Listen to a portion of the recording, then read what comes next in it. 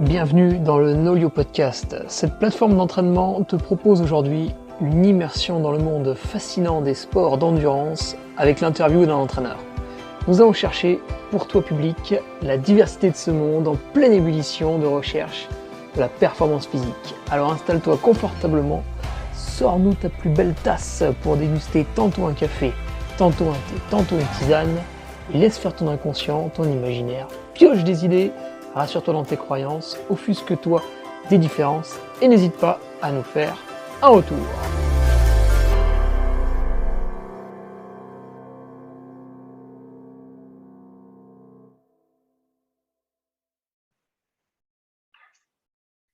Allez, bonjour à tous, vous êtes sur le Nolio Podcast, c'est l'épisode numéro 18 et aujourd'hui nous entretenons avec notre seconde entraîneuse féminine, Virginie Pointet. Virginie, bonjour.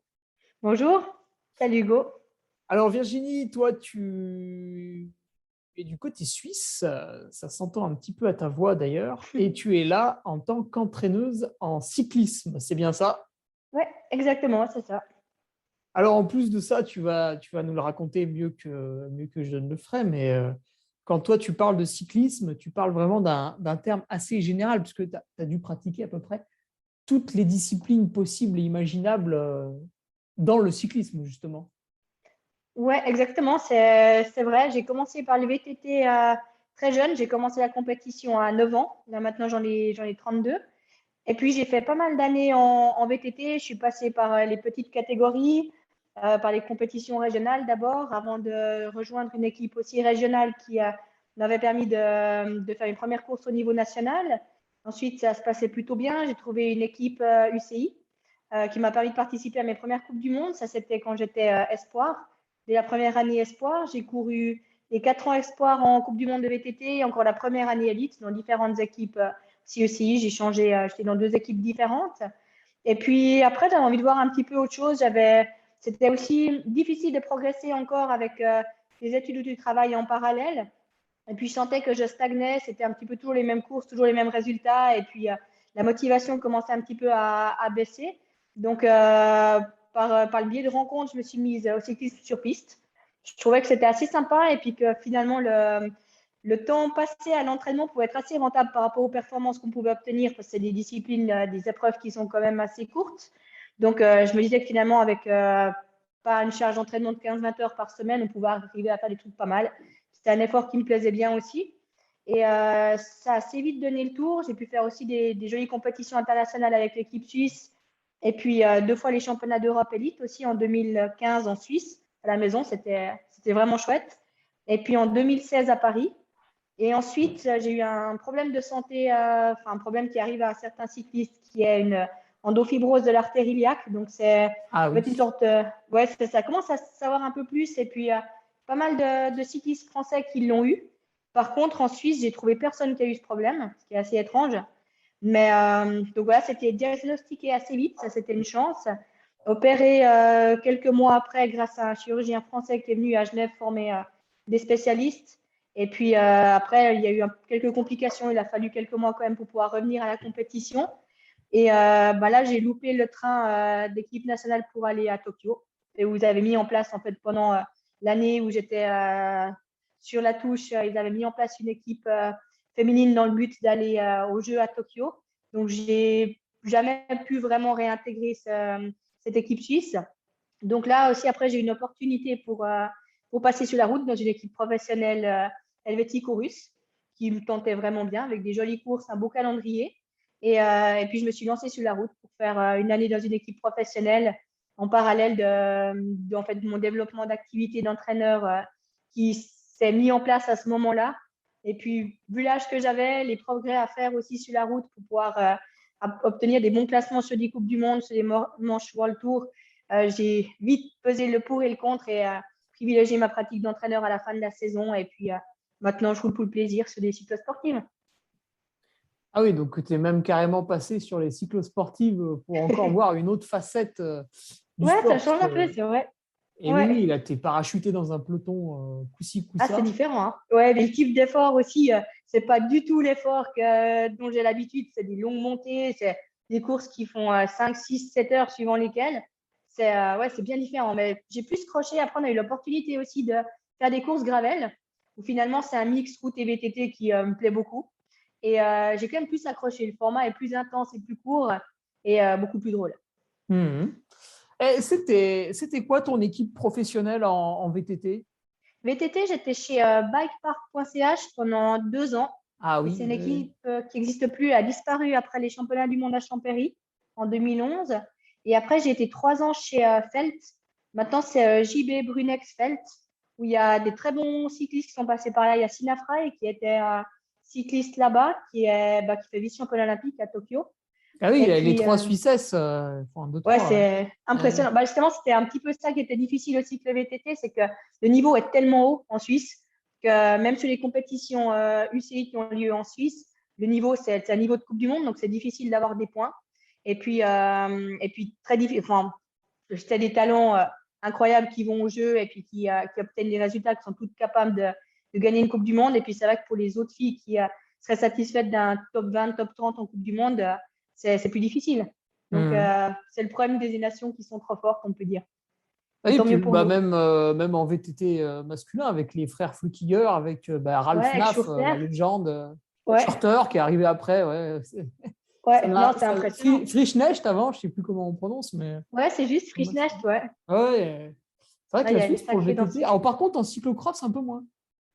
Ouais, T'en as pas cyclocross, fait il y en a ça? un qui est bien, là, Kevin Kuhn, qui fait des top 10 en Coupe du Monde 7 ans. Il a été très régulier. Là, je pense qu'il est dans les 10 à la fin de la saison. Il doit faire 9 au championnat du monde. Ah oui, Et oui, ouais, oui. solide. C'est souvent le premier non-belge ou non-belge, Ouais. non-hollandais Ouais. dans les nations qui suivent. Ouais, Ouais, souvent, il y a un Français, un Allemand ou un Suisse ou un Italien ouais, qui fait premier non belge. ouais. C'est quand même pas mal comme classement. Ouais. Ouais. Bon, en France, Particulier. vous êtes pas mal en VTT aussi. Hein. Ouais, c'est comme la Suisse, le VTT, c'était pas mal Ouais, suivi, bah, même au JO, là. ouais, Comme en Suisse, hein, que ce soit chez les hommes ou chez les dames, il y avait des belles équipes. ouais. Et quand tu es passé sur route, là, c'était quelle équipe professionnelle que tu as intégrée? C'était Cogeas Pro Cycling Team. Et une équipe où il y a elle est enregistrée à l'UCI en Suisse actuellement. La maintenant, ça s'appelle Roland Cogeas. Ils ont rajouté un sponsor. Et puis, il y a pas mal de Russes aussi dans cette équipe. Il y a Edwige Kittel qui était avec moi dans cette équipe. Ah oui, ouais, Ouais, qui qui est était vraiment, vraiment sympa. dans la sélection Rhône-Alpes. Elle doit habiter autour de Grenoble, il me semble. Ouais, bah, la ville de Grenoble, justement, ouais. Ouais, Grenoble, ouais. ouais. Elle est top. Puis elle, en fait, j'avais déjà eu des contacts. C'était marrant, j'étais contente de la retrouver dans l'équipe parce que, en fait, elle m'a beaucoup aidée avec cette histoire d'endofibrose de l'artère iliaque parce qu'elle est passée par la même chose. Ah bon, elle Opérée a eu par ça le. aussi, elle? Ouais, elle l'a eu en. Quand c'était? C'était quand même pas mal avant moi. Ça devait être en 2000, je sais pas, 13-14 peut-être qu'elle a eu ou 14-15 par là. J'ai dû l'avoir 2-3 ans après elle. Et en fait, elle a eu les mêmes galères avec le même chirurgien et les mêmes complications après. Et c'est vrai que des fois, c'est compliqué quand c'est quelque chose qui est déjà très spécial, qu'il faut venir un spécialiste pour ça, et puis qu'en fait, c'est pire après l'opération qu'avant. Ah oui. Et puis que c'est pas du tout la faute du chirurgien, c'est une cicatrisation qui s'est mal faite dans l'artère finalement. Mais bah, le problème, il est difficile à. Je pense que chacun se renvoie la balle. Tout le monde aurait bien voulu que ça fonctionne, mais après, quand ça fonctionne pas, ben, il n'y a plus grand monde. Et puis pour Edwige, c'était pareil. Elle s'est fait réopérer une deuxième fois à Paris par un autre chirurgien qui a pu lui sauver son artère. Et puis moi, de mon côté, on a envisagé aussi la piste de reprendre le même chirurgien qu'Edwige grâce à elle. Mais finalement, on a essayé une autre technique à Genève qui a fonctionné. Donc là, c'était vraiment un coup de bol. On n'y croyait pas trop pour la deuxième opération, mais ça a marché. Ah, on voit passer souvent, hein, enfin souvent, bien une fois ou deux par an, un cycliste sur Direct Vélo. C'est un peu le média d'information du Ouais, ouais, sport amateur j'aime là, beaucoup chez ce nous. site.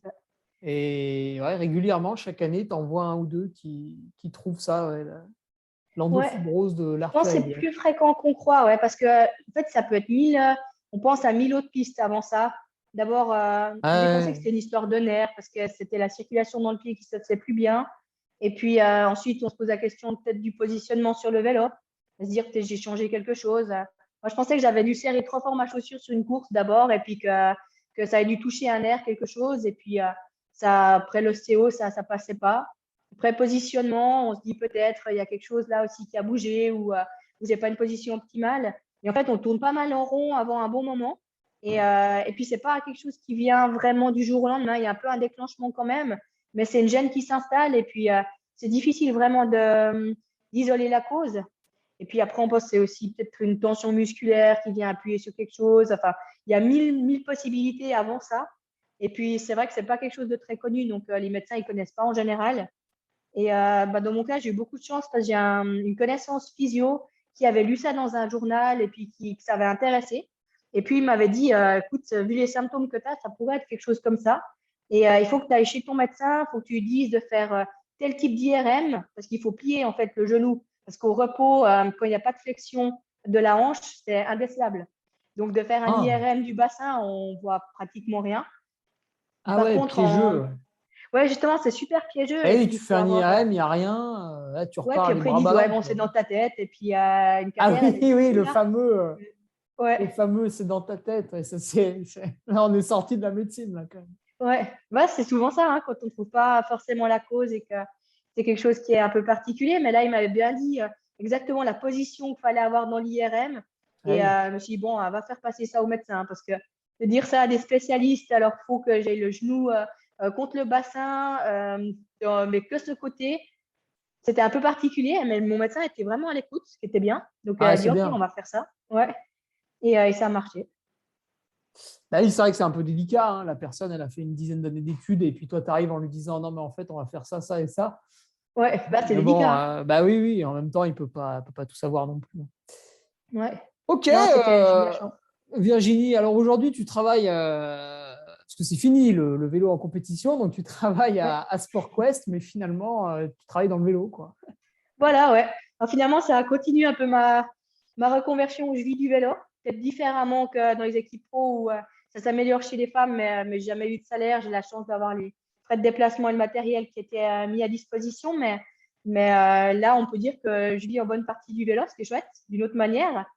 Et puis, en fait, c'est une transition qui s'est faite aussi avec une jolie histoire où c'était un centre de préparation physique qui m'entraînait, qui m'a justement rééduqué suite à cette endofibrose pour que je puisse réintégrer l'équipe suisse de piste et puis jouer mes chances pour essayer de nous qualifier déjà pour Tokyo, ce qui n'a pas été fait, puis après d'être dans ceux qui pouvaient potentiellement y aller.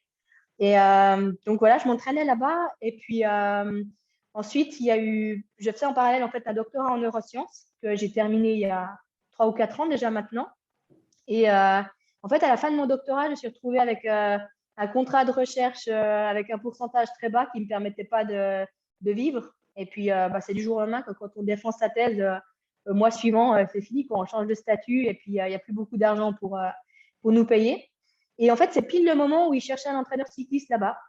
Donc, je Hmm. me suis dit, bon, pourquoi pas? Alors, on va postuler et puis voir un petit peu ce que ça pourrait donner parce que c'était des choses qui m'intéressaient déjà avant. Et puis, j'étais aussi assez surpris de m'avoir postulé là-bas. Et puis, ça ne s'attendait pas vraiment à une femme. Et puis, peut-être qu'ils avaient une autre idée d'un entraîneur cycliste pour les rejoindre. Mais je n'étais pas du tout fermé à discuter avec moi. Et puis, même plutôt surpris en bien des choses que je pouvais leur apporter, qui étaient peut-être un peu différentes de ce qu'ils imaginaient. Et puis, du coup, j'ai signé. Et j'ai commencé directement là-bas il y a maintenant un peu plus de 3 ans. C'est ma 4e année. Et ça se passe bien.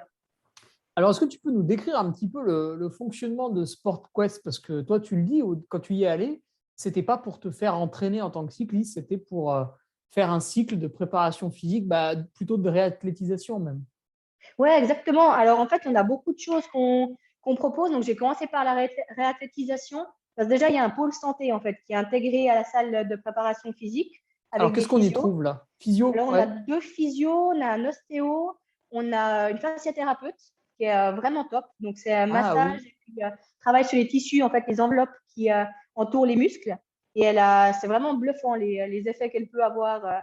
Ça peut être ça peut être sur des tendinites, ça peut être sur des adhérences, ça peut être sur des contractures. C'est énorme le boulot qu'elle fait. Ah, ça, c'est un métier qu'on n'a pas trop en France. On a donc vos physios, en fait, c'est nos kinés. Ouais, Ça, on en exactement. a pas mal, vraiment, en Auvergne-Rhône-Alpes, très très bon. Ostéo, c'est pareil, mais fasciathérapeute, tu vois, c'est compliqué à trouver au Ouais, c'est Portugal. particulier, ouais. Et c'est On n'a assez même plus le rare. fait d'aller à Genève, hein. Peut-être, ouais. Bon, peut-être qu'il y en a, hein. Je crois qu'il y a 2, 3 écoles, mais c'est pardon, c'est une profession qui est assez rare. Elle est remboursée par les complémentaires, donc je pense que ça encourage aussi déjà les gens à aller faire ce genre de thérapie, mais aussi aux soignants de se former. Mais non, elle a beaucoup de demandes, elle travaille vraiment bien.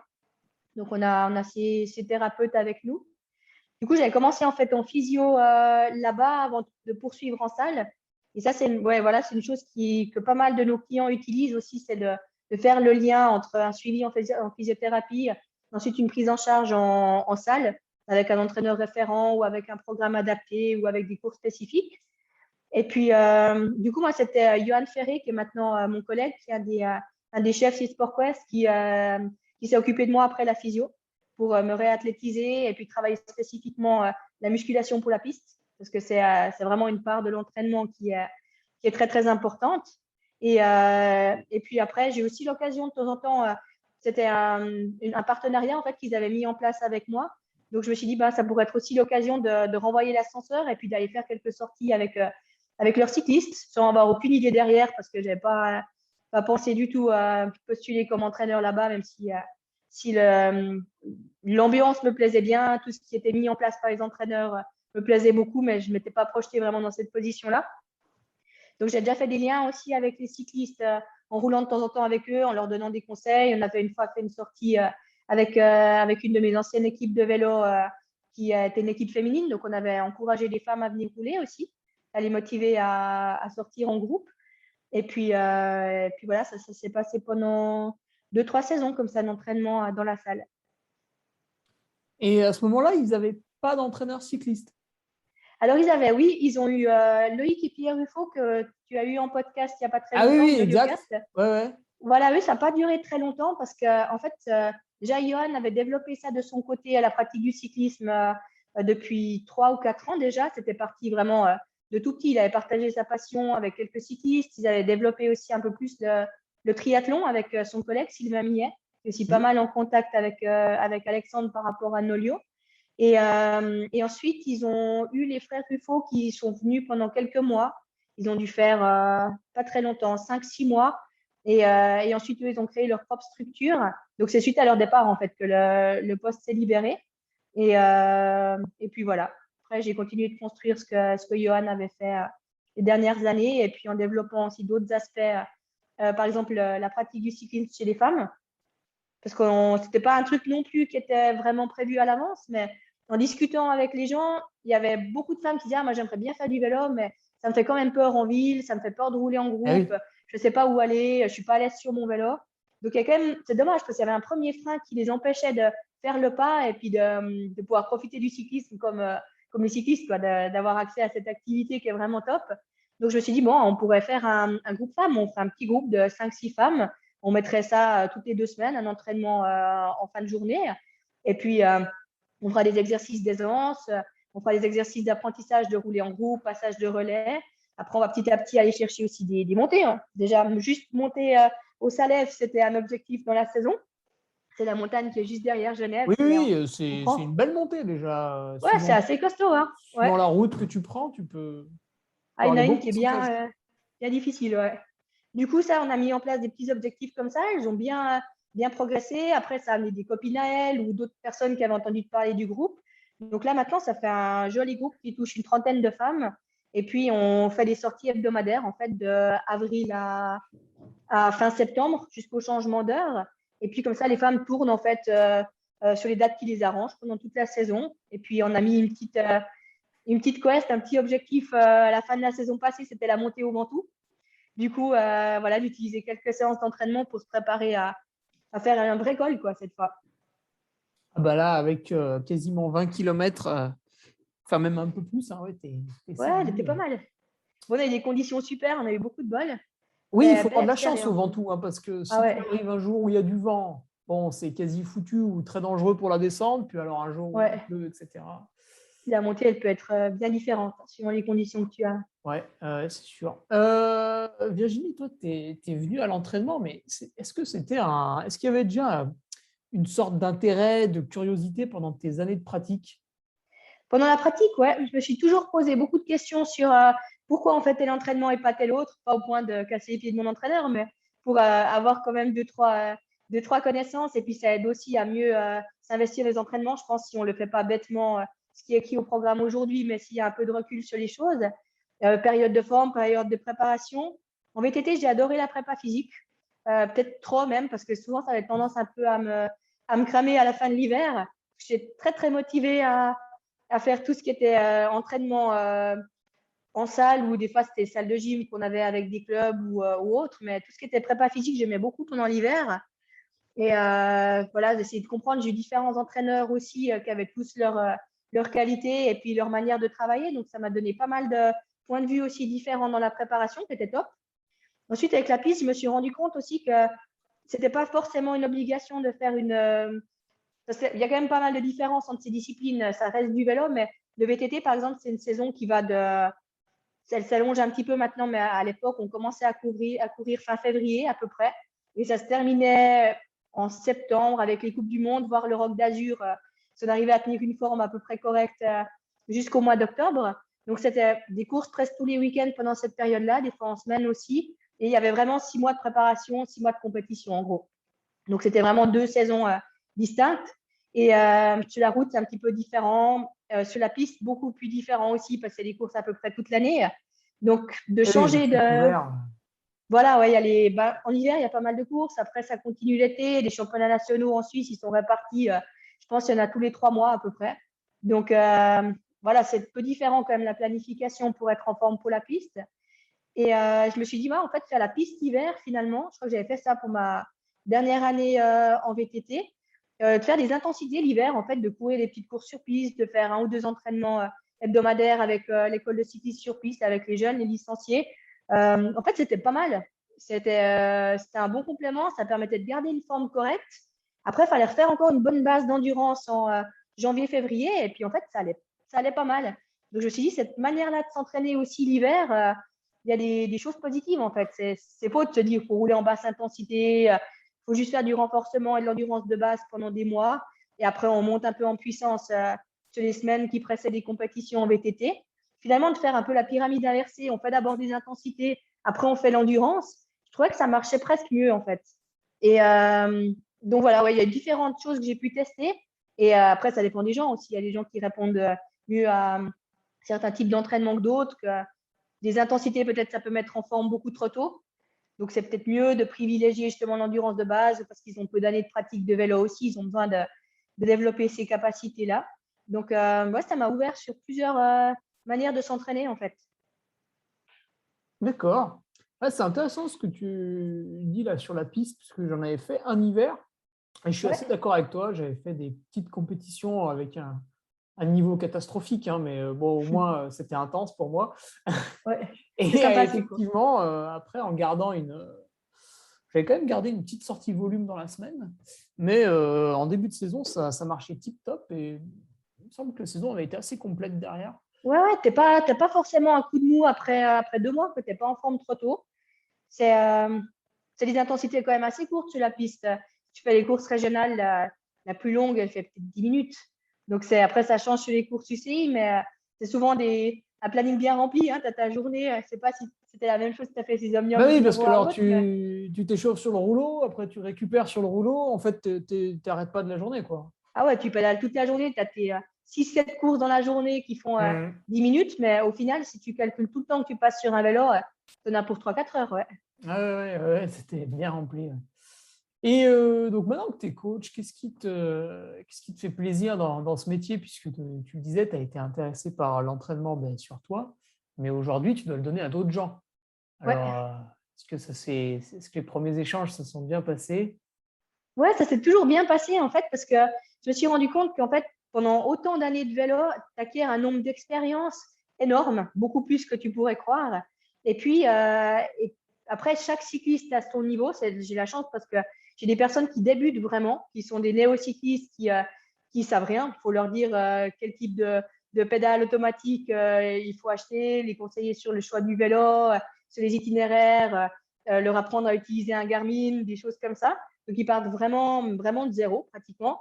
Et puis, à la fois, j'ai d'autres personnes qui sont déjà des bons compétiteurs et puis qui obtiennent des victoires sur des courses, sur des cyclos, par exemple, assez connus en Italie. Et en fait, je me dis que c'est vraiment une chance de pouvoir partager toute cette expérience-là, finalement, parce qu'il y a 1000 petites choses à apprendre sur l'habillement, sur la gestion de l'alimentation, sur la durée de l'effort, surtout sur à quel moment dans la saison. Il y a aussi beaucoup de gens qui ne comprennent pas parce que ça fait 2 semaines qu'ils n'ont pas roulé et puis ils sentent moins en forme qu'il y a un mois. Donc, tu leur expliques que c'est un sport assez ingrat, le vélo, finalement. Il y a une notion de progressivité et puis de régularité qui est fondamentale. Donc, c'est vrai que si tu ne roules pas pendant un mois ou 2 semaines, il n'y a pas de miracle, ta forme, elle diminue. Et puis que, voilà, va falloir reprendre un petit peu en arrière, quoi. Donc, il y a beaucoup de choses comme ça qui paraissent en fait très évidentes quand tu es coureur, qui ne le sont pas du tout pour des gens qui sont néophytes. Et en fait, je trouve vraiment super de pouvoir partager et puis de pouvoir leur apprendre ces aspects-là du vélo. Et puis même quand on part en stage, par exemple, on a plusieurs camps d'entraînement qu'on organise avec SportQuest pendant l'année. Donc là, tu vis vraiment avec les cyclistes, avec les clients pendant plusieurs jours.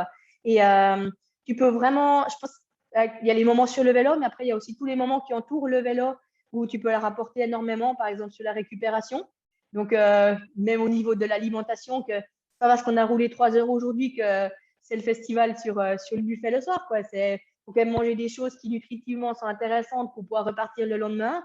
Que c'est pas parce qu'on était bien le premier jour que forcément on sera bien le 6e. Donc, il y a aussi une gestion qui se fait sur la durée. Pareil, sur la récupération aussi, on va essayer de privilégier de faire une sieste, de mettre les jambes en l'air. Si on peut faire, on a un appareil d'électrostimulation, ce serait aussi pas mal de l'utiliser. On leur propose des ateliers, on fait du stretching, on apprend à utiliser des rouleaux d'automassage, des choses comme ça. Pour nous, c'est fatigant parce que de 6 heures du matin à 23 heures, on est sur le pied de guerre, mais c'est des Ah oui, semaines oui. qui sont hyper enrichissantes. Et puis, je pense que tout le monde y gagne, quoi. Nous, on apprend beaucoup de choses à la fois sur ces personnes-là et puis c'est un plaisir énorme de transmettre ces choses-là que nous paraissent normales, mais qu'en fait, finalement, c'est pas, ça coule pas de source pour tout le monde. Et puis, Mhm. eux, je pense qu'ils apprennent énormément sur des semaines comme ça. Ouais, et puis des fois, toi, tu arrives avec tes consignes d'entraîneur où tu te dis, bah, c'est normal, un sportif, il fait ça.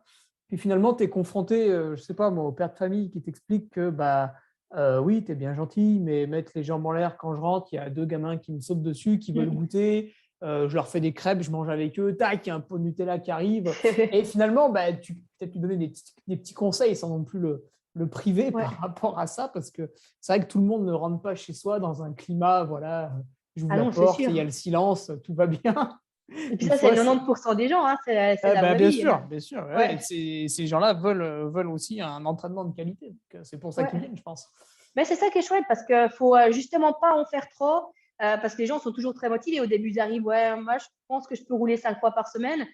Ils disent, ouais, bon, ça fait quelques semaines que tu fais du vélo. La saison passée, peut-être tu as roulé une fois par semaine. On va y aller tranquille. Déjà 3 entraînements. Je pense que ça Mhm. paraît quelque chose de plus réaliste. Si tu as un petit peu de temps, pourquoi pas en rajouter un 4e.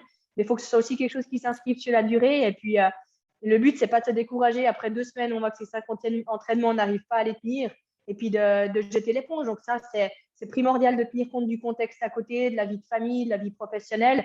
On n'est pas… J'ai 2, 3 personnes que j'entraîne qui s'entraînent presque comme des professionnels, mais ça, c'est le 90-95% des personnes, elles ont une vie normale. Le cyclisme, ça reste une passion et puis c'est très bien comme ça. Ah, c'est sûr que le cyclisme, c'est aussi un sport voilà, où tu as la petite tradition. Tu vois, le samedi matin, tu vas faire du vélo avec les copains. Et puis, bah, de fil en aiguille, tu te retrouves sur une cyclo. Puis l'année d'après, tu te dis, bah, attends, j'aimerais bien être dans le top 100 de la cyclo, etc. etc. Ouais. Puis celui qui a des capacités, oh, il y a le chat qui est pénible là. Celui qui a des capacités, il progresse après. Oh, putain, il va tomber. Bon. À SportQuest, comment ça se passe en fait? Est-ce que voilà, les gens viennent vers vous ou est-ce qu'il y a un petit peu de démarchage? Est-ce que tu choisis de coacher quelqu'un ou voilà, si n'importe qui vient, la porte elle est ouverte et c'est parti? Alors, c'est une salle de préparation physique qui n'est pas limitée seulement au cyclisme. Donc, on a plusieurs activités. On a un groupe trail aussi qui est avec des bons trailers comme des débutants. On a des activités aussi à ski. Donc, en fait, l'idée, c'est d'utiliser la salle comme un lieu de préparation. Et puis après, il y a des entraîneurs aussi, comme nous pour le vélo, par exemple, avec Johan et Sylvain, mais d'autres collègues aussi pour le trail, pour le ski, qui accompagnent ces personnes-là à l'extérieur aussi. Donc, ça peut être dans des compétitions, mais à travers des stages, des entraînements hebdomadaires. Et puis après, il y a des personnes qui viennent simplement s'entraîner en salle ou faire les cours collectifs parce que ça leur plaise bien, mais qui ne font pas forcément une activité sportive en particulier, un sport spécifique. Donc après, par rapport aux cyclistes, on a beaucoup de choses qu'on peut leur proposer. Donc on a un groupe mixte déjà avec un bon niveau. On fait des entraînements physiques et puis techniques, tactiques, où on travaille des thématiques de manière hebdomadaire. On fait aussi des longues sorties certains week-ends. Ça, c'est des cyclistes qui roulent bien, qui roulent 3-4 fois par semaine pendant la saison, qui certains font des cycles sportifs et puis qui obtiennent des bons résultats sur ces cycles sportifs. Puis après, on a les groupes un petit peu plus light, on peut dire, avec le groupe femmes qui cherche plutôt une bonne ambiance, à avoir de l'aisance sur le vélo, qui ne tient pas particulièrement à mettre un dossard un jour, mais plutôt à vivre des expériences sympas, des tours qu'ils ne connaissent pas. On a pareil pour les hommes, parce que les hommes étaient un peu jaloux de ce qu'on avait développé pour les femmes. Donc ça, c'est plutôt des personnes plus âgées qui ont envie aussi de rouler plaisir, pas se mettre dans le rouge à chaque montée, d'être aussi plus à l'aise sur le vélo. Souvent, c'est des gens qui sont un petit peu plus âgés ou alors c'est des débutants, des personnes qui reviennent de blessures. Et puis ensuite, il y a d'autres athlètes qui ne roulent pas toujours avec nous, pas forcément avec nous, que je suis à l'entraînement, qui ont leur propre planning d'entraînement, qui font leur compétition. Et puis ça, c'est vraiment un suivi personnalisé et puis qui passe moins par le groupe de cyclistes avec lesquels on roule. Mais après, si un cycliste vient, on va regarder un petit peu son parcours, ses objectifs, si c'est un nouveau cycliste, s'il a des objectifs précis sur des compétitions.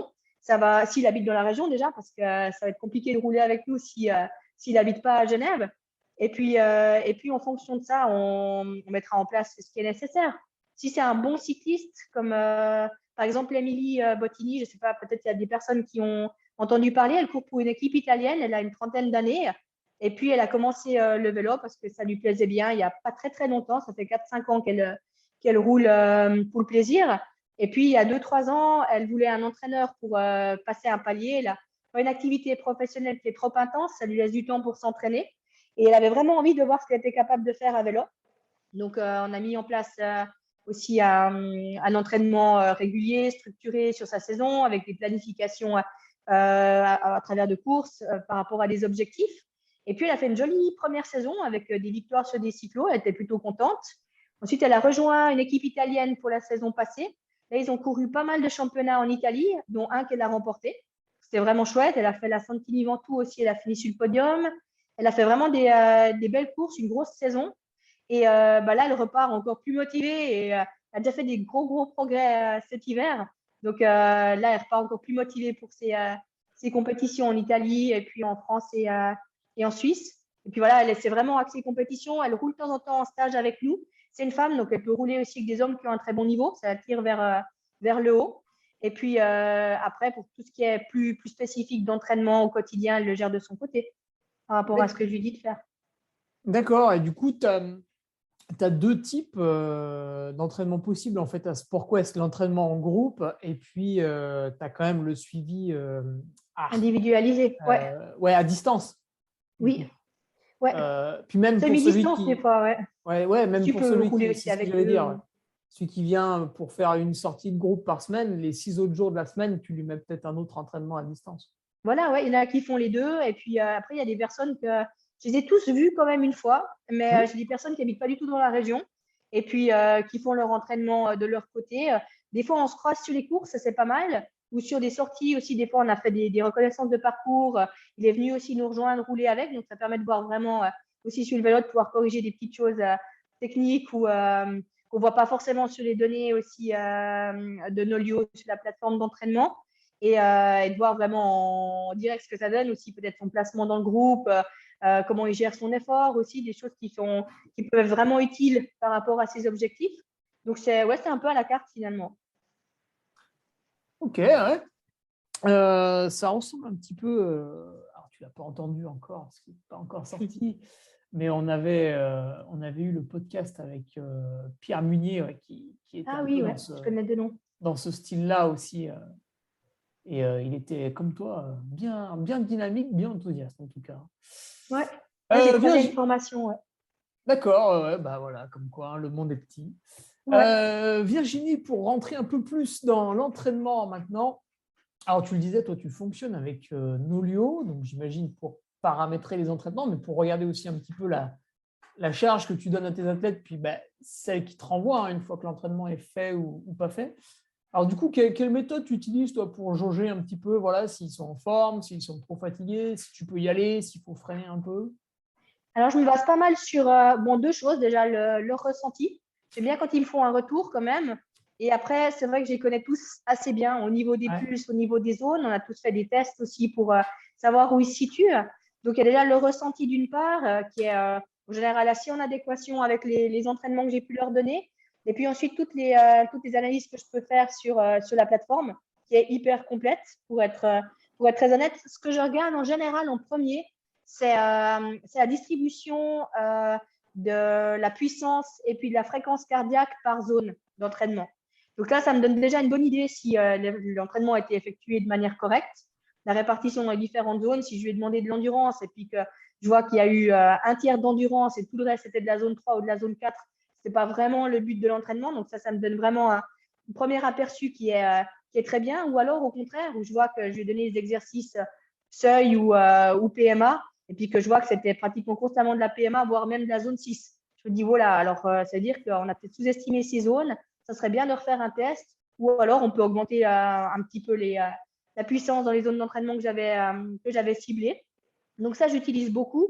Après, je vais regarder le détail. Donc j'ai la séance que j'avais prévue. J'ai ensuite regardé le détail plus spécifiquement au niveau des exercices, des données de puissance, de la moyenne, pour savoir si vraiment ils ont bien respecté ce que je leur avais donné. Le torque, c'est un outil qui est vraiment très intéressant que Nolio propose et puis que, je ne sais pas si on a le droit de citer la marque, mais sa concurrence américaine ne propose pas. En tout cas, pas quand j'utilisais. Training Peaks. Training Peaks, si sûr, on en Ouais, a parlé. ouais, ok, d'accord. Mais ça, c'est pas mal une comparaison Alors, entre est-ce les que deux tu peux nous finalement. le Ouais. détailler parce que le torque, on ne l'a pas détaillé encore, je pense. Ouais, alors ça, c'est simplement le couple en fait. C'est vraiment. On peut pas parler. Bon, pourrait parler de force finalement, c'est indépendant de la puissance, mais c'est vraiment le couple que met la personne à l'entraînement. Typiquement, sur les exercices de force, c'est quelque chose qui est intéressant à regarder comme valeur. Et puis, j'ai un cycliste que j'entraîne justement qui me racontait en fait hier, il a des petits soucis de. Ça n'a rien à voir avec Nolio, mais c'est encore une utilisation du torque qui était très très intéressante. Il a des petits soucis de pieds qui s'endorment à vélo. Il a galéré, il change de chaussures tout le temps, il a essayé des semelles différentes. Et puis, pour Ah lui, c'est très oui, compliqué de trouver quelque chose qui il a convienne, quoi. plus les sensations au bout des pieds, c'est ça? Voilà, oui, il y a ses pieds qui s'endorment. Ça peut être plein de choses à vélo, hein. Ça peut être un appui aussi de la selle qui est inconfortable, ça peut être le réglage des cales, ça peut être plein de choses. Et en fait, il a été voir une personne, un entraîneur, c'est l'entraîneur de Macadam Cowboys que je connaissais pas, en fait, qui s'appelle Leblon, qui est en Ah oui, Alsace. c'est un Je sais club pas si ouais, tu du connais. Nord un peu. Ouais, alors je t'avais jamais entendu parler de cet Team entraîneur, mais il a Macadam's fait. Cowboy, ouais, ouais. C'est C'est ça, vieux, hein, ouais. ça, c'est vieux. Hein. Ouais, Ouais, ça existe a plus de toujours, hein. 10 ans. Hein. Ah ouais. Ça existe toujours. Hein. Puis je crois que c'est le nouvel entraîneur de cette équipe. Et du coup, il a été là-bas et puis il avait une machine qui dissociait déjà gauche-droite au niveau de la puissance, mais ils se sont basés en fait sur le torque. Et puis, ils ont testé différentes choses avec le réglage de cale, avec des semelles, parce que je crois qu'il est aussi podologue de formation, où il a fait une formation de podologue en parallèle. Et en fait, en se basant sur le torque, il a vu que sa puissance variait. Donc, la torque égale, la puissance changeait en fonction du rendement qu'il avait. Et puis ils ont pu résoudre beaucoup de problèmes grâce à ça. Donc, c'est un outil, en fait, qui est aussi légitime que la puissance et la fréquence cardiaque, mais qui est peut-être pas centrale et puis qu'on oublie un peu, mais que Nolio propose, qui est vraiment intéressant. D'accord, ouais. Ah, c'est punaise pour aller chercher un truc comme ça. Ouais, bah, c'est une très bonne idée, hein. Le type est un très bon biomécanicien, si on peut dire, je pense. Donc, ouais, c'est vrai, il a été malin. Et est-ce que tu utilises d'autres outils un peu perso, peut-être pour gérer, je sais pas moi, une préparation avec la muscu ou des choses comme ça, ou tout passe par Nolio? Alors, beaucoup passent par Nolio. La muscu, en général, je fais des programmes, soit que la personne fait à la maison, soit je les vois en salle, soit ils les font en salle. Euh, donc ça, je m'en charge de mon côté via SportQuest. Et puis, ce que j'utilise beaucoup, c'est Zwift. Parce que, Ah ouais? mais ça, j'utilise aussi ouais, énormément. Parce que c'est vrai que ça motive beaucoup les cyclistes, ceux qui font du home trainer l'hiver. Zwift, c'est quand même une source de motivation qui est top. Sauf que je ne prends pas les entraînements que Zwift propose parce qu'ils sont chouettes, hein, je les teste moi-même et puis je découvre plein de choses. Mais il n'y a pas vraiment de… Sauf qu'il y a ces programmes de FTP Builder qui sont bons, mais il faut encore le faire au bon moment parce qu'il y a des gens qui le font au mois de décembre et ils ont une forme d'enfer au mois de février, février-mars.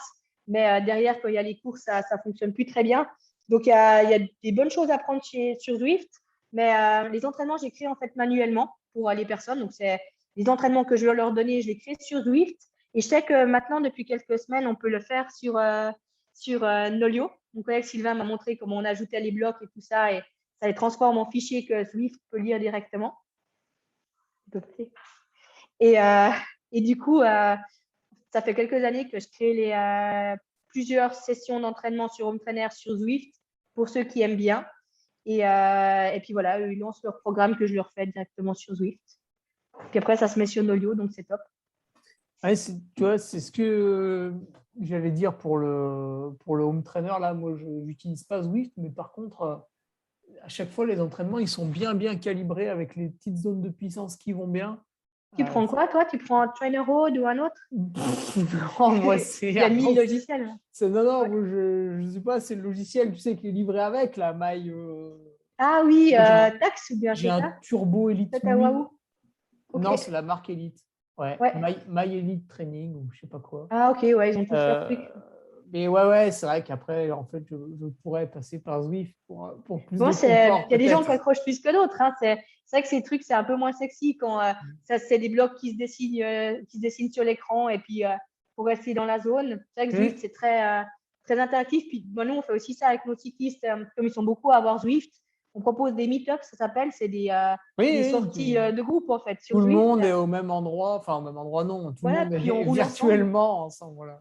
Ouais, puis c'est Ouais. sympa, quoi. C'est là avec le Covid, par exemple, quand la salle Ah était bah fermée, oui. qu'on pouvait pas faire trop d'entraînement l'hiver, ben on faisait nos entraînements sur Zwift. Puis c'était cool, ouais. Donc D'accord, c'est une bonne d'accord. alternative l'hiver. Ouais. Euh, Au niveau de l'entraînement, alors toi, parmi les différents entraîneurs, tu te situerais plutôt comment? Plutôt celle qui donne pas mal d'heures ou celle qui va plus juger sur la qualité? Est-ce que Alors je dirais la tu qualité. orienterais l'aiguille? La qualité, tu dirais? Ah ouais. Plutôt les. Alors je tiens compte des deux, ça c'est sûr, parce que c'est quand même un Mm. sport où il faut faire des heures d'endurance, des heures de sel, et puis le volume a quand même son importance, mais clairement la qualité. Et ça, je pense, c'est aussi quelque chose que j'ai pu apprendre de mes années de cycliste, c'est que peut-être ça me rassurait un peu de me dire plus tu roules, plus tu es fort. Ça, c'est le truc le plus Ouais, facile à faire, hein, en gros. T'as qu'à rouler. ouais. Mais c'est pas du tout comme ça que ça fonctionne. Et après, il faut aussi bien se connaître. Hein. Tout le monde n'a pas besoin de la même charge d'entraînement. Aussi, il faut tenir compte de la vie à côté. Donc, tu ne peux pas donner 12 heures d'entraînement à une personne qui travaille à 100%, qui est en formation le week-end, qui a une vie de famille. C'est juste pas possible. La personne, elle peut peut-être le faire très motivée une ou deux fois, mais ça ne va pas le faire sur la durée. Elle va plus se fatiguer qu'autre chose. Donc, non, clairement, privilégier le qualitatif au quantitatif. Quantitatif, tu peux rajouter des heures finalement quand tu veux. Si tu vois que la personne, elle n'a pas suffisamment de volume d'entraînement ou d'heures de sel pour tenir sur la durée. Mais non, le qualitatif, c'est la clé. D'accord, d'accord. Et, quand tu pratiquais, toi, justement, tu le disais, tu avais vu que même l'hiver, tu passais par de la qualité en rajoutant quand même derrière cette petite couche de quantité. Ouais. C'était vraiment Puis quand ça tu étais travaillé marchait, sur ça la marchait qualité mieux. que ça allait. Ouais. C'est vrai que D'accord. finalement, les heures d'endurance, tout dépend de tes qualités aussi, mais moi, c'est pas quelque chose qui m'a manqué en général, l'endurance. Et puis Il de y a, il faire y a des des gens qui heures n'ont dans le pas envie coin. de faire des longues sorties. C'est vrai, ça aussi, hein, c'est aussi plus ludique de faire une sortie courte bien rentabilisée que de passer 4 heures sur son vélo. Après, il y a des gens qui aiment beaucoup plus ça, hein, rouler en groupe le week-end. Ça dépend un petit peu de chacun. Et est-ce que tu as des gens parmi ceux que tu entraînes peut-être depuis longtemps qui, tu vois, au bout d'une année ou deux, peut-être te disent ah ouais, ben, finalement, moi, j'aimerais bien diminuer un peu mes heures d'entraînement et que ce soit plus pertinent, ou à l'inverse, qui te disent bah, moi, j'ai plutôt envie d'augmenter. Ou peut-être, Ouais. tu sais, tu nous parlais de ces coureurs qui vont sur les cyclos sportifs, certains qui passent le cap. Souvent, la cyclo, il y a quoi? Il y en a une qui fait 80-90, puis l'autre qui fait 140-150 bornes. Ouais. Peut-être qui passe un cap aussi. Alors, diminuer, pas tellement, parce que c'est vrai que je Ah, privilégie quand même ouais. le quantitatif et ça se pense que ça se ressent, même si le nombre d'heures par semaine, il est pareil, il est loin d'être ridicule. Mais justement, Émilie, elle est très, très demandeuse. Elle aime beaucoup rouler. Elle a envie de faire des tours de 6-7 heures, de 200 bornes, des trucs comme ça. Alors, il faut tenir compte de cette envie-là aussi, mais il ne faut pas que ce soit contre-productif. Donc, j'écoute aussi, je vais dans son sens par période quand c'est tout à fait adéquat parce qu'il n'y a pas de compétition 3 jours après ou des choses comme ça. Et puis, de garder cette part plaisir qu'elle a avec son compagnon d'aller faire vraiment des très longues sorties. Mais il faut aussi que ce soit productif pour ses courses. Puis c'est vrai que si les courses font entre 80 et 130 bornes, comme tu dis, les 200 bornes, c'est pas super utile en soi. C'est chouette de voir un 2 devant ces chiffres quand on a fait une belle sortie. Ça peut aussi avoir du sens en début de saison, en roulant en groupe plutôt à plat et ce genre de choses. Mais faire 200 bornes pour des sorties, des courses qui font à peu près la moitié en kilomètres, c'est pas forcément utile. Ouais. Surtout si on a une vie à côté qui est quand même assez remplie. Ok. Et pour les… D'ailleurs, tu ne nous as pas trop précisé, parmi ceux que tu entraînes là en cyclisme, en fait, est-ce qu'ils sont plus sur des distances longues, alors sans doute les cyclosportives, ou plus sur des courses un peu plus fédérales qui vont durer quand même parfois 2 fois moins de temps, ou est-ce que tu entraînes aussi un peu sur piste ou en VTT? Ouais. Alors, VTT, ouais. Piste, non. Mais VTT, oui, j'ai un jeune cycliste français de la région Rhône-Alpes qui a 13 ans, qui a un très, très bon niveau et puis Ah oui, qui il est est… jeune. Oui, il est jeune, ouais. Et puis, là, pareil, bah, voilà, ça fait partie de ceux où lui, il discute beaucoup avec ses copains cyclistes aussi. Il a un très bon niveau. Il remporte des courses départementales. Il est aussi sur le podium en course régionale. Il est, il est capable de faire dans les 10-15 en Coupe de France. C'est des petites Coupes de France parce qu'il est en minime. Donc, il n'y a Ah, pas c'est vraiment de classement. le trophée jeune vététiste, ça doit être un Ouais, truc ça, comme c'est entre ça. les deux, en fait. Je crois que c'est les courses régionales qui les qualifient pour ça, où ils doivent Ouais. être dans les trois. Puis c'est un mélange, en fait, où ils ont trial, descente et cross-country. Donc, c'est bien, parce qu'ils développent beaucoup de capacités techniques sur des âges jeunes. Ça ne sert à rien de faire un concours de celui qui va rouler le plus, parce que c'est en général, c'est vrai que c'est celui qui roule le plus à cet âge-là qui est devant. Et lui, par exemple, il a commencé où il roulait jamais l'hiver. Il faisait de temps en temps du ski le week-end avec ses parents à la montagne. Et puis, il roulait quand il faisait meilleur pour préparer ses courses. Et ça, c'est quand il était jeune, quand il avait 11-12 ans, même s'il n'est pas vieux maintenant. Et ensuite, on a travaillé surtout la technique l'hiver, déjà pour qu'il roule un petit peu l'hiver, travailler la technique.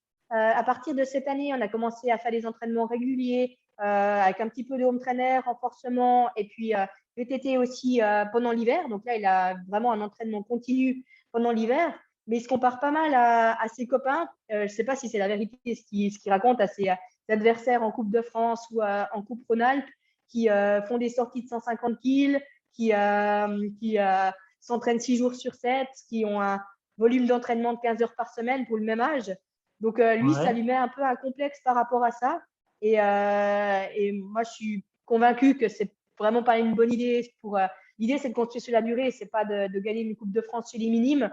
Et puis ça, c'est tout à fait en adéquation avec ce qu'il veut aussi sur les prochaines années, c'est de construire quelque chose où ça sera un bon cadet, où ça sera un bon junior, ou peut-être qu'il rejoindra une équipe UCI, voire plus, on ne sait pas. Il faut viser des objectifs qui sont réalisables et puis pas de faire une surenchère de kilomètres à moins de 15 ans et puis d'être complètement cramé avant de passer chez les cadets. Mais c'est vrai que lui, il s'inquiète un peu de voir les autres. Et quand on voit la progression aussi qu'il fait d'un hiver à l'autre en doublant, on peut dire finalement sa charge d'entraînement parce qu'il ne possède pas grand-chose à plus. Je pense que c'est largement suffisant pour un enfant de son âge.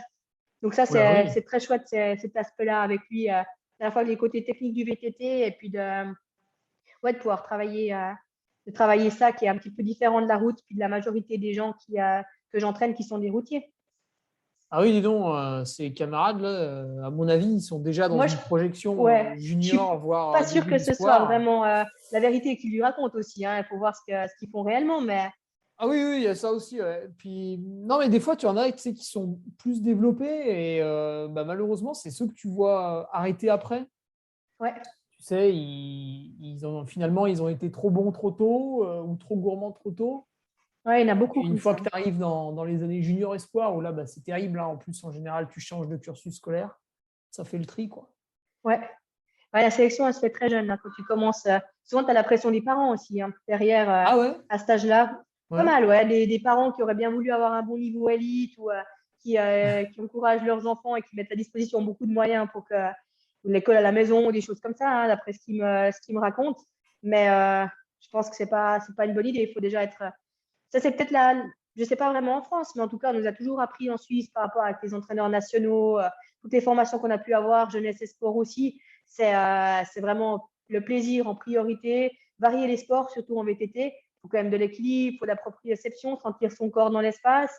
Il faut être bon au sport de balle, à tous les sports finalement, d'être quelqu'un de polysportif pour être ensuite bien sur son vélo. Ça ne sert à rien de se mettre dans une démarche de faire des heures et des heures de home trainer et puis voilà, c'est contre-productif finalement sur la durée. Il faut Ouais, bah, privilégier le plaisir et d'autres c'est un peu activités. ça. En général, jusqu'à cadet, tu es obligé de faire les 3 disciplines, la descente, le trial, le Ça, c'est bien, ouais. cross-country. Et même quand tu es cadet, voilà, ça tourne pas mal dans les clubs. Tu pratiques quand même un peu le reste. Après, tu te spécialises de plus en plus. Je dirais qu'en junior, après là, on a des mecs qui font plus qu'une seule discipline. Ouais, Ouais, ouais, normalement, d'après ce qu'il me disait, ça les reste varié, hein. trialistes, les trialistes, ils sont déjà très axés trial quand même. Enfin, il y a trial Ouais, c'est le ou plus pas trial technique. en gros. Ouais, Mais ouais. ouais, c'est le plus spécifique. Mais il y a l'exemple Plus c'est de. technique, plus il faut commencer tôt, c'est vrai aussi. Ouais. Après, tu as l'exemple de Victor Koretsky qui prennent pas mal comme exemple par rapport au trial, par exemple, qui est excellent. C'est un vététiste Mhm. excellent. Et lui, tout ce qui est trial, il est aussi.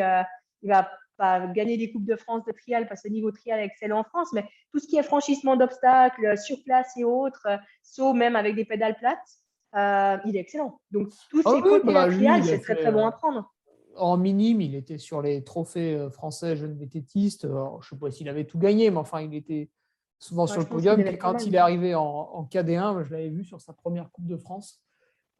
Donc on savait qu'il était bon un peu partout, en fait. Puis d'un coup, on a découvert qu'il était très bon en cross-country particulièrement. Et puis Ouais, voilà, quoi, depuis on n'est plus surpris. ouais, ouais, il est impressionnant, lui.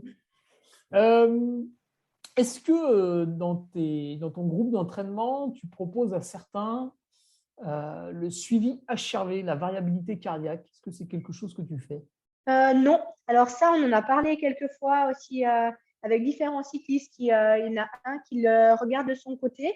Et puis, c'est aussi une variable physiologique qu'on avait utilisée un petit peu ou pas pu utiliser plutôt pour des questions de matériel, en fait, d'appareil qui ne le mesurait pas quand je travaillais en recherche, en fait, en neurosciences. Mais ça, c'est quelque chose qui pourrait être intéressant, ouais. Mais ça, on n'a pas les outils à disposition, mais c'est vrai que c'est quelque chose qu'on pourrait rajouter. D'accord. Ouais. Ouais, après, c'est quand même. Voilà, il faut que les gens ont vraiment envie. Donc, je pense que si aujourd'hui Ouais, vous c'est ne le assez faites pas, poussé quand même. C'est c'est nécessaire que pour le chacun de le faire. public, ouais, il n'est pas encore demandeur. Ouais. Ouais. Alors après, les capteurs de puissance, ça, tu l'utilises, hein, tu en as déjà parlé plusieurs fois sur le Ouais. vélo. Par contre, c'est quand même un coût supplémentaire quoi, pour ceux qui viennent dans le groupe d'entraînement, non? Comment vous Ouais, voyez alors ça? c'est pas une obligation d'en avoir un, mais c'est quand même Oui. fortement recommandé. Hmm. Et la plupart, ils en ont un. C'est clair que c'est un investissement, mais après, c'est pas la partie la plus chère du vélo quand même. Quand tu achètes un vélo, c'est déjà un gros investissement de base. Ouais, tu leur Et dis peut-être, voilà, au lieu de payer 1 000 € de plus pour gagner 100 grammes sur les roues, prenez un capteur de voilà, puissance. prends des pédales avec un capteur de puissance, ouais, Ouais, clairement. les pédales, ouais, ouais, ouais, Ouais, clairement, pédales c'est pas ou ça mal. dépend un petit peu de ce qu'ils ont pris. Les pédales, ça peut être pas mal. Comme ça, quand ils changent de vélo, ils peuvent passer les pédales de l'un à l'autre. Hmm. Pareil, s'ils ont un vélo de home trainer, tu changes juste les pédales. Ou s'ils ont un vélo de chrono aussi, comme certains que j'entraîne qui font aussi du contre-la-montre, les pédales, c'est un bon compromis. Et, mais non, c'est quand même recommandé d'avoir un capteur de puissance. Après, les prix ont quand même pas mal baissé, hein. Maintenant, tu peux avoir un bon capteur de puissance assez fiable pour un prix raisonnable. Tu n'es pas obligé d'acheter un SRM comme il y a une dizaine d'années qui coûtait 4000 francs. Mais tu peux avoir là, les pédaliers SRAM, par exemple, où tu choisis ce groupe-là et puis tu as le capteur de puissance intégré. Je pense que ça doit être peut-être 300 ou 400 francs de plus que le pédalier sans capteur de puissance, finalement, quand tu commandes le vélo. Donc, je pense que c'est un bon investissement. Hmm. Pédales, pareil, tu peux avoir des pédales de bonne qualité. Les Asioma, par exemple, elles sont vraiment bien parce qu'elles te décomposent aussi le pédalage, balance gauche-droite, mais aussi exactement où tu mets ta force, ton début de poussée, quand est-ce que tu arrêtes de donner la puissance.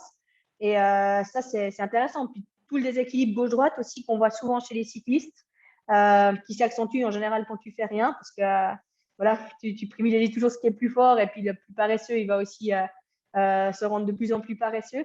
Donc ça permet aussi d'avoir une petite idée s'il y a un déséquilibre dans le pédalage et puis de travailler en hiver, justement, de résoudre ces petits problèmes-là à ce moment-là.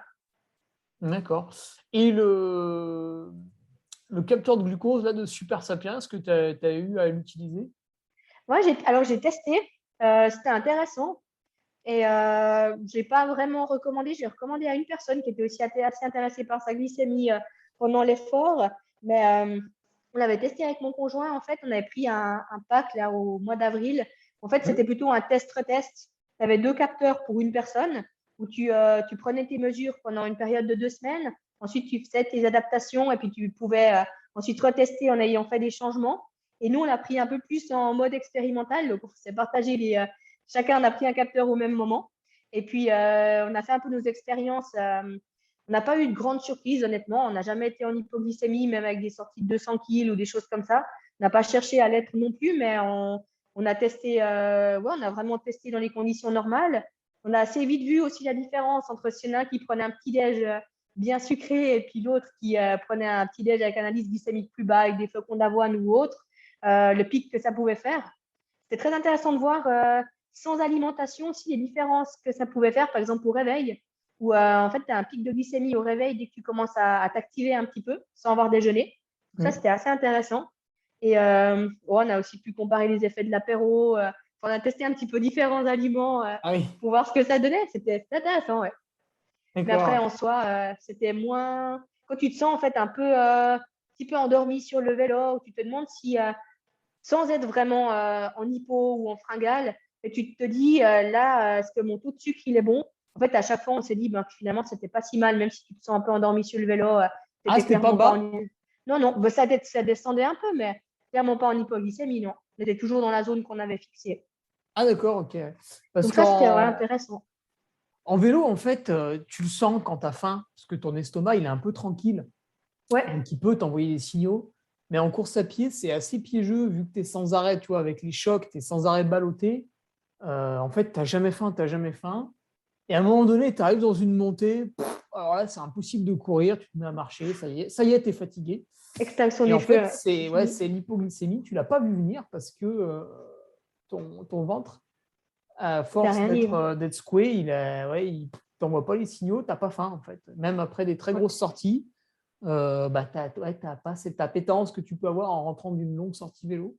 Donc Ouais. peut-être c'est plus pertinent à pied, ouais, je sais pas. Peut-être, ouais. Après, on s'est dit aussi que, bon, on est assez entraîné, donc on a aussi l'habitude. Évidemment, on n'a pas fait à jeun 200 kills, on a mangé comme on a l'habitude de manger toutes les heures, un petit bout, toutes les demi-heures, un petit bout de barre. Mais après, une personne qui est moins entraînée, qui s'est mal alimentée avant, qui a mangé un croissant 2 heures avant d'aller manger, qui n'a pas l'habitude de rouler, qui part faire une sortie dans le froid de 3 heures alors qu'il roule habituellement 1 heure, je pense que là, ouais, ça serait hyper intéressant d'avoir le capteur. Et puis, s'il n'a pas mangé, il y aura potentiellement une hypoglycémie au bout de la sortie, ouais, ça c'est Mhm. possible. Donc Ouais, ça puis dépend aussi du niveau d'entraînement des gens. tu peux avoir le rôle éducatif, c'est-à-dire, voilà, il y a une personne, toi tu le sais, qu'elle s'alimente mal, que ce soit avant ou pendant la sortie, on prend l'exemple qu'on veut. Et puis bon, il n'écoute pas trop tes conseils parce que voilà, il estime que ça va, etc. Et tu lui mets le capteur et tu lui montres la courbe. Tu lui dis, bah regarde, là c'est tout en bas, ça va pas. Ouais, ça c'est vrai, ouais. Ça justement, ça pourrait être une bonne utilité de cet appareil-là. Ça ferait quand même un suivi. Maintenant, il le coupe la Garmin, hein, Super Sapiens, ce qui n'était pas le cas quand on l'avait fait au mois d'avril. Mais Mhm. c'est vrai que c'est dire qu'il faudrait regarder tous les entraînements et puis aussi toute la journée, avoir la connaissance de ce que la personne elle a mangé avant, pendant, pas, ou pas mangé. C'est assez chronophage, mais ce serait intéressant de regarder si une Ouais, personne a des hippos qui se répètent régulièrement. Ouais. plutôt qu'une surveillance, ce serait pour débugger un problème à un moment donné, en Ouais, fait. Je sais pas ouais c'est si au vrai. bout de Ça quatre pourrait être un semaines, bon tu outil pour butes ça. avec un sportif. Pas vraiment, ouais. Il y a plutôt des personnes qui sont un peu trop gourmandes. Euh, Oui, c'est vrai que c'est ingrat, hein, le vélo. C'est un sport où le ça donne poids, il est faim. quand même déterminant, mais il y en a ou deux qui sont assez gourmands et puis qu'on appelle à se contenir. Alors après, on a essayé de, justement, la partie gâteau qu'ils aiment beaucoup manger, que la maman, elle fait ou la belle-maman, elle fait, d'essayer de le prendre en ravito plutôt que de le manger le soir ou en grande quantité le week-end. D'essayer de garder quand même ce côté récompense en diminuant la quantité et puis en le mettant à d'autres moments, en fait, où c'est un peu plus utile de prendre des choses comme ça à manger que dans d'autres moments aussi. Et voilà, ouais, pour ça serait peut-être intéressant s'il doit être super sapiens que lui, il pourrait raconter, mais c'est pas forcément les gens qui se plaignent d'hypoglycémie, ouais. Ah ouais, je vais l'essayer là bientôt. Donc, Ah, t'as pas testé encore? non, non. Ouais, fais gaffe parce que moi, je l'ai arraché après 10 jours quand tu te douches. Oui, Faut oui, y aller ça, vraiment, puis c'est peut-être bien de coller le patch, même si c'est pas très joli, ça te tient mieux oui, quand même. oui, il faut mettre la protection. Ouais. Ouais. Euh, alors là, on est dans la période un petit peu hivernale, même si le podcast sortira plus tard, dans une période, on espère, bien chaude. Mais comment fais-tu pour adapter les séances par rapport à la météo? Parce que j'imagine que quand la route gèle un petit peu ou que quand, bon, bah, malheureusement, c'est le samedi, c'est la sortie de groupe parce que tout le monde peut la faire à ce moment-là et c'est le seul jour de la semaine où il pleut. Qu'est-ce que tu fais? Est-ce que tu t'adaptes en amont ou vous essayez quand même de bricoler quelque chose ou est-ce que vous revenez en salle? C'est quoi? Ouais, ça Comment tu dépend un fais petit quand peu tu de la programmes saison un en fait. peu? Je pense que c'est surtout les températures qui déterminent si la sortie elle va avoir lieu ou pas. Ouais. Typiquement, si tu prends une journée de pluie au mois d'août, c'est quand même pas la même chose que si tu la prends au mois de janvier. Mmh. Après, nous, l'hiver, on privilégie un peu plus le gravel. Donc ça, tu sors par quasiment tous les temps, sauf si vraiment il y a 30 cm de neige ou que c'est impraticable, ou qu'il y a vraiment un monstre orage ou que vraiment ça ne va pas pour rouler. Après, pour les sorties de groupe, nous, on les fait surtout de mars à octobre. Et puis, on a un petit peu le luxe de les adapter en fonction de la météo. C'est-à-dire que comme le groupe, il est assez flexible, et puis que nous aussi, on se donne cette flexibilité-là, de dire, bon, OK, samedi, c'est moche, on va regarder la météo quelques jours en avance. Est-ce que ça vous dirait qu'on sort plutôt dimanche? Donc là, on va plutôt s'adapter pour changer le jour. Et puis, en général, c'est des choses qui conviennent à la plupart des personnes. Après, au niveau des personnes que j'entraîne, bon, après, les sorties hebdomadaires cette année, là, les mercredis soirs, comme on roule, on s'est fait copieusement arroser. Donc, on a eu beau sur tous nos stages. Par contre, pendant 2 mois, on a pris la flotte toutes les semaines. Et bon, voilà, ça fait partie du vélo. Hein. Tu ne vas pas annuler une course parce qu'il pleut au départ. Donc, Bah, avant que ce soit ouais, compliqué, c'est le dangereux. problème des gens que tu entraînes, c'est qu'en fait, ils doivent être bons sous la pluie parce que si malheureusement il fait mauvais sur une cyclosportive, et j'en avais fait une sous la pluie du début à la fin, C'est c'était horrible. Hein. affreux, Ouais. affreux. Il faut savoir descendre sous la pluie, il faut prendre le bon équipement sous la pluie. Alors ça fait le jour, c'est le jour et la nuit. Et du coup, Ouais. bah, malheureusement, ils sont obligés de se le taper à l'entraînement, cette difficulté-là. Ouais, ouais, puis nous aussi, hein, au bout d'un moment, quand tu Ah as oui, déjà bah fait oui, assez d'heures évidemment, sous la ouais. pluie, ça ne te fait pas plaisir d'aller te faire rincer 2 heures encore en fin de journée. Eh Hein, oui, mais mais enfin, toi, tu es payé, tandis que l'autre, c'est il sort vrai. de sa semaine de travail, c'est le samedi, on pourrait Ah, il imaginer n'est un pas petit très peu se motivé. donner Ah, sous la couette. j'avoue qu'il y a quand même des gens qui se désinscrivent hein, quand la Euh, météo est mauvaise. oui, Ils sont pas oui. très motivés à sortir. Après, ça dépend ceux qui sont un peu plus compétiteurs. Nous, on les sort parce que voilà, eux, ils roulent toute l'année et puis Direct, tu parfois, parles ça des fait partie chevaux, du ouais, jeu. nous, on Hein. les sort. Nous, on les sort quand même. Mais après, je t'avoue que le groupe femmes, par exemple, où le but, c'est avoir du plaisir sur le vélo, c'est être à l'aise, c'est se sentir bien dans un Ouais, groupe, sortir sous l'orage, bof pas. Donc, ouais, on puis va aussi c'est. reporter la sortie sur un week-end ou changer la date quand les conditions sont trop mauvaises. Ouais, puis c'est un petit peu dangereux en ville avec toutes les bandes blanches, les peintures Ouais, là. En le but, Genève, il y c'est a pas beaucoup d'avoir de des peintures sur accidents la non route plus. en plus. Ouais, non, non, puis c'est inconfortable, tu vois, t'attends que la sortie, elle se termine, c'est pas le Mm. but de ce qu'on veut, quoi, sur ce genre de sortie. Ouais, ouais, mais ouais, j'imagine hein, pour ceux qui débutent un peu, les voitures, elles te voient moins, tes freinages, faut les anticiper, ça glisse. Enfin. Ouais. Ouais, puis tu vois, même il y a des petites choses aussi qui sont pas évidentes pour tout le monde. Par exemple, l'éclairage. Tu le Oui, répètes, surtout en début de oui. saison, en fin de saison, quand les nuits elles sont un peu plus longues quand même que l'été. Il y a systématiquement quelqu'un qui n'a pas de lampe. Donc, même d'avoir répété, après, tu dis c'est pour ta sécurité. Mais regarde, quand toi tu conduis une voiture, les cyclistes qui n'ont pas de lampe, Ah, tu tu as quand même vois de la peine à pas, les voir. tu Ouais. vois pas, tu vois pas, ouais, à moins d'avoir le nez dessus, mais enfin, c'est compliqué. Ouais, c'est difficile. Puis ça, tu t'en rends pas compte, sauf quand tu prends conscience en tant qu'automobiliste que tu vois pas les cyclistes. Mm, mm. Et tu parles de la petite lampe rouge qu'on met derrière la selle, c'est ça? Ouais. Voilà, pour Ça fait réduire. très cyclo. Hein. Attends, on l'avait pas il y a 10-15 ans quand je m'entraînais. Je pense que mon VTT, il n'a jamais vu une lampe sur sa tige de selle, mais Bah ouais, c'est quand même une mais sécurité. Ouais. il y avait moins de voitures aussi il y a 10-15 ans, tu vois, il y avait moins C'est de vrai, ouais. circulation, les gens avaient un travail un peu plus. Tu vois, c'est maintenant, on a tous des horaires de travail qui varient, les Ouais, courses. puis tu as vite fait d'avoir une sortie qui se termine quand la nuit elle commence à tomber. Et puis voilà, c'est quand même avec le brouillard, même quand c'est gris, c'est une sacrée sécurité en plus. Hmm. Puis Il bon, y a c'est même des ça cyclistes va. pro qui le mettent la journée pour être vraiment vus. Ouais. Mais même le phare avant, hein, tu vois, c'est quand même. Tu te fais bien voir aussi en face, c'est important. Oui, c'est vrai. Oh, en plus, c'est pas pour les 10 euros que ça coûte. Ouais, non, franchement, ça va. Et puis, tu as des bonnes batteries, ça se charge par USB. C'est c'est pas trop compliqué. Ouais. Moi, j'avais acheté un espèce de laser qui dessinait un carré autour de mon vélo. Ok, Et ah, pas ça, mal. c'était exceptionnel. Ouais. On En était fait, plus ça, sur ça 40 hypnotise les euros, mais. automobilistes parce qu'ils trouvent ça incroyable et ils te rentrent dedans. Non, Donc, j'avais vu il ça. passait super loin. Ah là là, il passait presque sur la route d'à côté. Ah ouais. Ah, pas mal. Et je sais pas, il pensait. En fait, je pense qu'il visualisait plus un gros engin qu'un petit vélo. Ok, ouais, ils savent pas trop ce que c'est. C'est Ouais. comme toujours le débat, là, on a toujours des discussions. Est-ce que c'est mieux de mettre la lampe rouge qui clignote ou pas? Parce que si elle clignote, on te voit en théorie quand même mieux. Par Ah contre, ouais? on ne sait pas la distance, tu vois. Il paraît que Ouais. c'est ça, ouais. Donc, c'est un peu 50-50. Soit tu perçois quand même un signal parce que ça clignote. Donc, ton œil, il est un peu plus attiré. Par contre, niveau distance, c'est la peine à dire vraiment si le cycliste, il est Ouais. à 15 mètres ou s'il est à 50. Mais tu sais qu'il y a quelque chose au moins. Ça énerve peut-être aussi hein, quand tu as un truc qui clignote. Ouais, peut-être. Moi, ça met en mode clignotant, mais c'est un peu D'accord. un débat. C'est comme les chaussettes dessus ou dessous les jambières. C'est la lumière Oula, qui clignote ou pas. Ouais. Oula, peut-être trouvé ton c'est camp. dessus, c'est dessus. Dessus. Oh non. Ah, ça, c'est Bon, interdit. ah, mais on les voit pas après. Bah, justement, c'est des chaussettes, hein, ça va dessous. Ah ouais, mais il faut que ça soit mi-mollet, tu vois. Ouf, oh là là. Ouais, ça, on va rentrer dans les détails de bronzage où tu peux même pas être à pieds nus l'été ou en sandales. Ah Il y a oui, une différence entre les hommes et les femmes à vélo aussi. Hein. ah oui, oui, ah oui, c'est vrai. Nous, Là, on la avait un marque de la jeu chaussette. à l'IUT, il fallait que tu aies les pires traces de bronzage, tu vois. Ça Oh là montrait que là. tu étais beaucoup entraîné. Et C'est vrai. le respect était ultime, c'est à ceux qui avaient les lanières du casque, mais Ah vraiment non. avec la C'est le pire que joue, tu peux avoir, ça. la joue noire et La la marque des lanière lunettes. vraiment blanche. Ouais, ouais, où il fallait Ouais. vraiment, ou presque deviner la marque des lunettes avec la marque du Oh là bronzage. là. Ouais.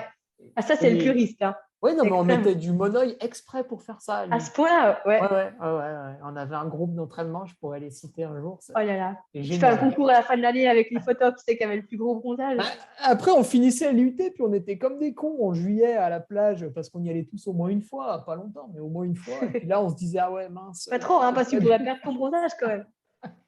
Ah, ben là, il n'y a plus l'IUT après. Ouais, ouais, ça c'est le Euh, côté un peu ingrat du cycliste. Ouais. La plage, tu te fais remarquer en général. allez, on va en profiter d'être avec toi, Virginie, pour parler prépa physique, parce que à SportQuest, bah, c'est un petit peu le socle hein, quand même du truc. Hein, vous êtes parti de ça. Donc, Ouais. quelle place ça prend pour ton groupe d'entraînement? Est-ce que voilà, c'est uniquement l'hiver, voilà, on est bien en salle, et puis une fois que les beaux jours arrivent à partir de mars, c'est oublié et on C'est passe à autre dehors. chose, ou comment tu fonctionnes? Ouais, pas mal. Alors déjà, c'est un gros pas en avant que les cyclistes fassent de la prépa physique. Ça se démocratise quand même de plus en plus, là, année après année. Mais aussi les pros qui donnent beaucoup d'exemples sur pas mal de choses. Tu les vois travailler leur mobilité, essayer de rééquilibrer leur chaîne musculaire. Donc, tu les vois de plus en plus dans les salles de sport. Ça donne aussi un petit peu un exemple aux personnes qui disent moi, je déteste être à l'intérieur. Si je fais du vélo, c'est pour sortir. Ce qui est vrai, hein, c'est un point de vue qui se respecte.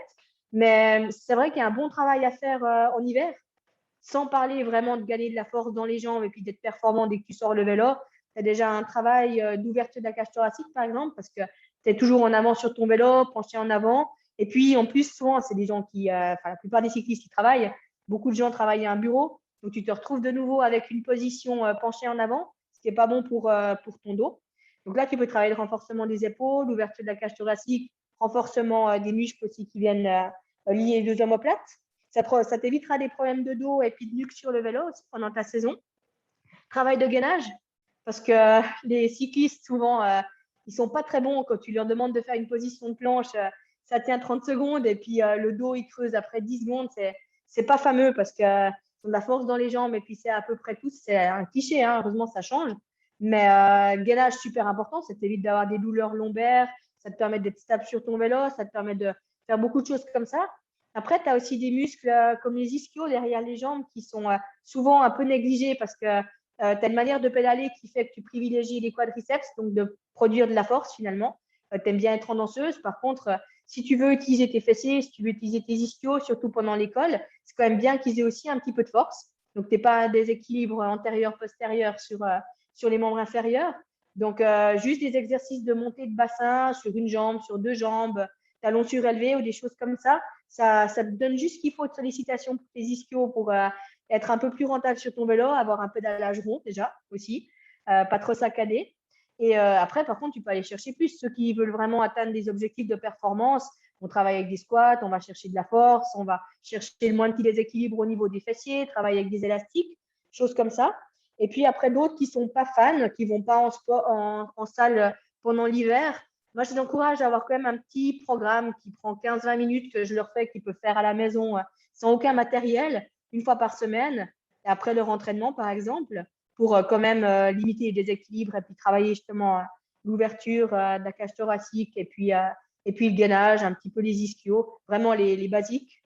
Mais ça dépend un petit peu de chacun et puis de son investissement aussi dans l'entraînement. Et quand tu dis sans matériel, c'est un petit tapis et puis on est parti avec la planche, avec les déséquilibres, avec… Ouais, poids du corps, tu peux déjà faire beaucoup de choses. Hein. C'est des choses qui peuvent paraître basiques, mais si tu commences à enlever des appuis, c'est-à-dire que tu vois, par exemple, ta planche, tu commences à décoller tes pieds l'un après l'autre ou à tendre un bras, l'autre bras, des choses comme ça te rend déjà un petit peu plus difficile de travail pour autant que tu joues le jeu de bien serrer les abdos et pas bouger le bassin. Les ischios, tu n'as pas besoin de mettre lourd, hein. Tu n'es pas obligé de faire d'utiliser une machine avec curl, avec une charge monstrueuse pour travailler tes ischios. Tu peux simplement t'allonger sur le dos, tu mets un talon sur une table qui est 30-40 cm plus haut que le sol, l'autre jambe en l'air. Là, tu peux déjà bien les bosser. Ça travaille déjà pas mal. Et même sur les squats, tu vois, même en ajoutant des sauts, en restant en position de chaise, en variant un petit peu la fatigue musculaire sur la même chaîne musculaire, tu peux les enchaîner avec des fentes, par exemple. Là, les cuisses, elles brûlent aussi vraiment bien à la fin de cette session-là. On est un peu devenus des pros de l'entraînement au poids du corps avec le Covid parce que la salle était fermée pendant un bon moment. Ah Donc, oui, on il a allait à fallu domicile ruser. et il a fallu ruser. Ouais. Donc, je ne te dis pas la créativité qu'on a eue en 4-5 mois, là, on n'aurait jamais pensé qu'on était capable de faire ça. Mais tu fais tout avec rien chez des gens que tu vois 2 fois par semaine qui veulent pas non plus faire toujours les mêmes exercices. Donc, on a fait 1000 trucs. Puis après, dès que tu veux rajouter, tu peux faire de l'équilibre aussi sans avoir besoin de grand-chose comme matériel. Et après, tu veux une charge, ben, tu prends un dictionnaire. Tu peux vite trouver des poids chez toi, une brique de lait ou tu n'es pas obligé de prendre bien lourd pour faire des exercices qui fonctionnent bien, qui travaillent. Et comment tu disais, ça fait quoi, 4 bonnes années que tu es à SportQuest? Oui. Ouais. Comment tu dirais que tu fais pour progresser en tant que coach? Est-ce que tu suis de temps à autre une nouvelle formation? Alors, tu disais tout à l'heure, par exemple, que tu t'es toi-même infligé le capteur de glycémie pour comprendre des choses. Donc, est-ce que tu souscris parfois à certaines formations ou est-ce que tu fais des tests sur toi? Comment tu essayes de te perfectionner au fil du temps? Ouais, alors il y a quelques formations qu'on suit. On avait suivi une formation par Vincent Terrier qui était vraiment top avec Ah bah avec mon Pierre collègue Mignon. Johan. Oui, bah justement, ouais, il était là aussi. Et Ouais. c'était hyper intéressant. C'est une formation qu'on voulait suivre plein de fois et puis ça jouait pas vraiment avec le calendrier parce que c'était déjà pendant la saison. Il est donné en général à Chambéry, je crois, ces formations-là. Et puis, il en a donné une à Genève il y a à peu près une année. Et c'était vraiment top, c'était super intéressant. Bah, d'ailleurs, il utilisait Nolio aussi comme logiciel pour analyser les entraînements. Et après, moi, j'ai essayé de développer aussi d'autres compétences parce que c'est vrai à la base, je suis docteur en neurosciences et puis cycliste professionnel, ancienne cycliste professionnelle. Donc, j'ai ces deux aspects qui sont quand même assez différents dans un contexte ou dans un autre. On ne se rend pas bien compte de… C'est vraiment deux métiers complètement distincts. Et si je parle de prépa physique à mes collègues en neurosciences, ça leur dit rien du tout. Et puis, si je commence à parler d'analyse de l'activité cérébrale d'enfants dont les mères ont été traumatisées à mes collègues chez SportQuest, ce n'est pas un sujet qui les passionne non plus. Donc, je me suis dit, tiens, je pourrais faire des liens. Finalement, ces deux domaines, ils ne sont pas si distincts que ça. Parce que déjà, je pense qu'il les lie le plus. Ce qui est aussi un lien avec Nolio, c'est les données. Donc, tu tapes des statistiques de la mort en neurosciences. Et puis derrière, ben, tu as aussi toutes les données que tu veux au niveau de la puissance, au niveau de la fréquence cardiaque, de l'allure, de ce que tu veux dans le sport que tu dois aussi analyser. Donc ça, c'est déjà un gros point commun, je trouve. Et puis après, il y avait l'aspect en fait mental qui liait les deux. parce que les neurosciences, c'est les sciences qui ont un lien avec le cerveau et le système nerveux. Je travaillais surtout en clinique, en fait, c'est des domaines qui sont très, très vastes. Et puis, la part mentale aussi du cyclisme, puis du sport en général, elle est très importante. On se rend compte aussi quand on prend le temps de découvrir les personnes, de discuter avec elles, des choses qu'on n'aurait jamais pensé d'elles, en fait, qui peuvent leur mettre un frein dans leur pratique, qui peuvent être des craintes ou des choses qu'on n'aurait pas décelées comme ça en les voyant rouler, mais juste en discutant avec eux. Et puis, ce que je me suis dit, c'est que je pourrais faire la formation de préparation mentale, en fait, qui fera un lien entre ces deux aspects-là. Et ça, j'ai fait la formation l'année passée. C'est un petit peu plus ce genre de formation qui m'intéresse aussi. C'est des choses à prendre sur l'entraînement. Je l'ai fait très volontiers, mais après aussi, je pourrais compléter un petit peu ces compétences et faire des liens entre ces deux domaines, en fait, où je me suis formée. Et puis, la prépa mentale, c'est un domaine énorme, finalement. Il y a tellement d'aspects différents et puis beaucoup de travail à effectuer là-dedans. Pour le moment, je mets plutôt mon énergie là-dedans. Ouais. Je travaille sur la relaxation, sur la motivation, sur des thèmes comme ça qui peuvent être très importants dans la pratique du sport. Ouais, du coup, plutôt ajouter des cordes à ton arc, quoi. Voilà, ouais. Faire des liens, en fait, entre les C'est-à-dire, choses. une Ouais. fois que tu as l'athlète face à toi, tu l'entraînes, etc., à un moment donné, tu vas peut-être lui dire, voilà, bah, regarde, toi, tu peux peut-être te diriger par là pour progresser un peu plus. Ça, c'est Voilà, un ouais. gros manque chez toi, etc.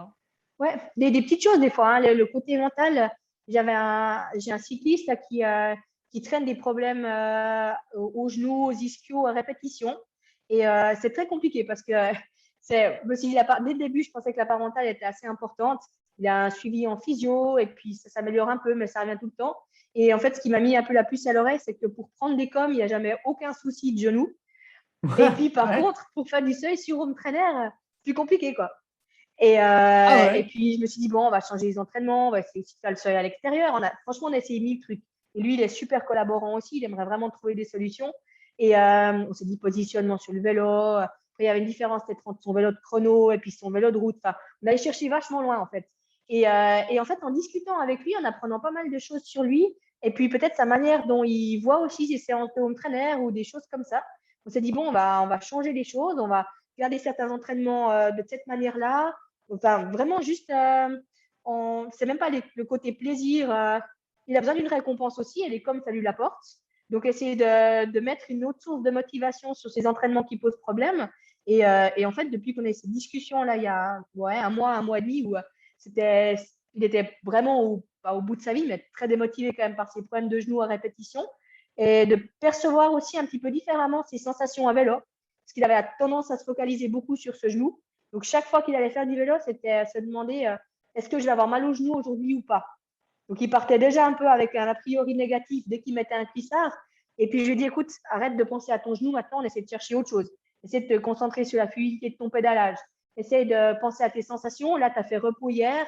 Est-ce que tu as de la fraîcheur? Est-ce que tu sens que tu dois te débloquer?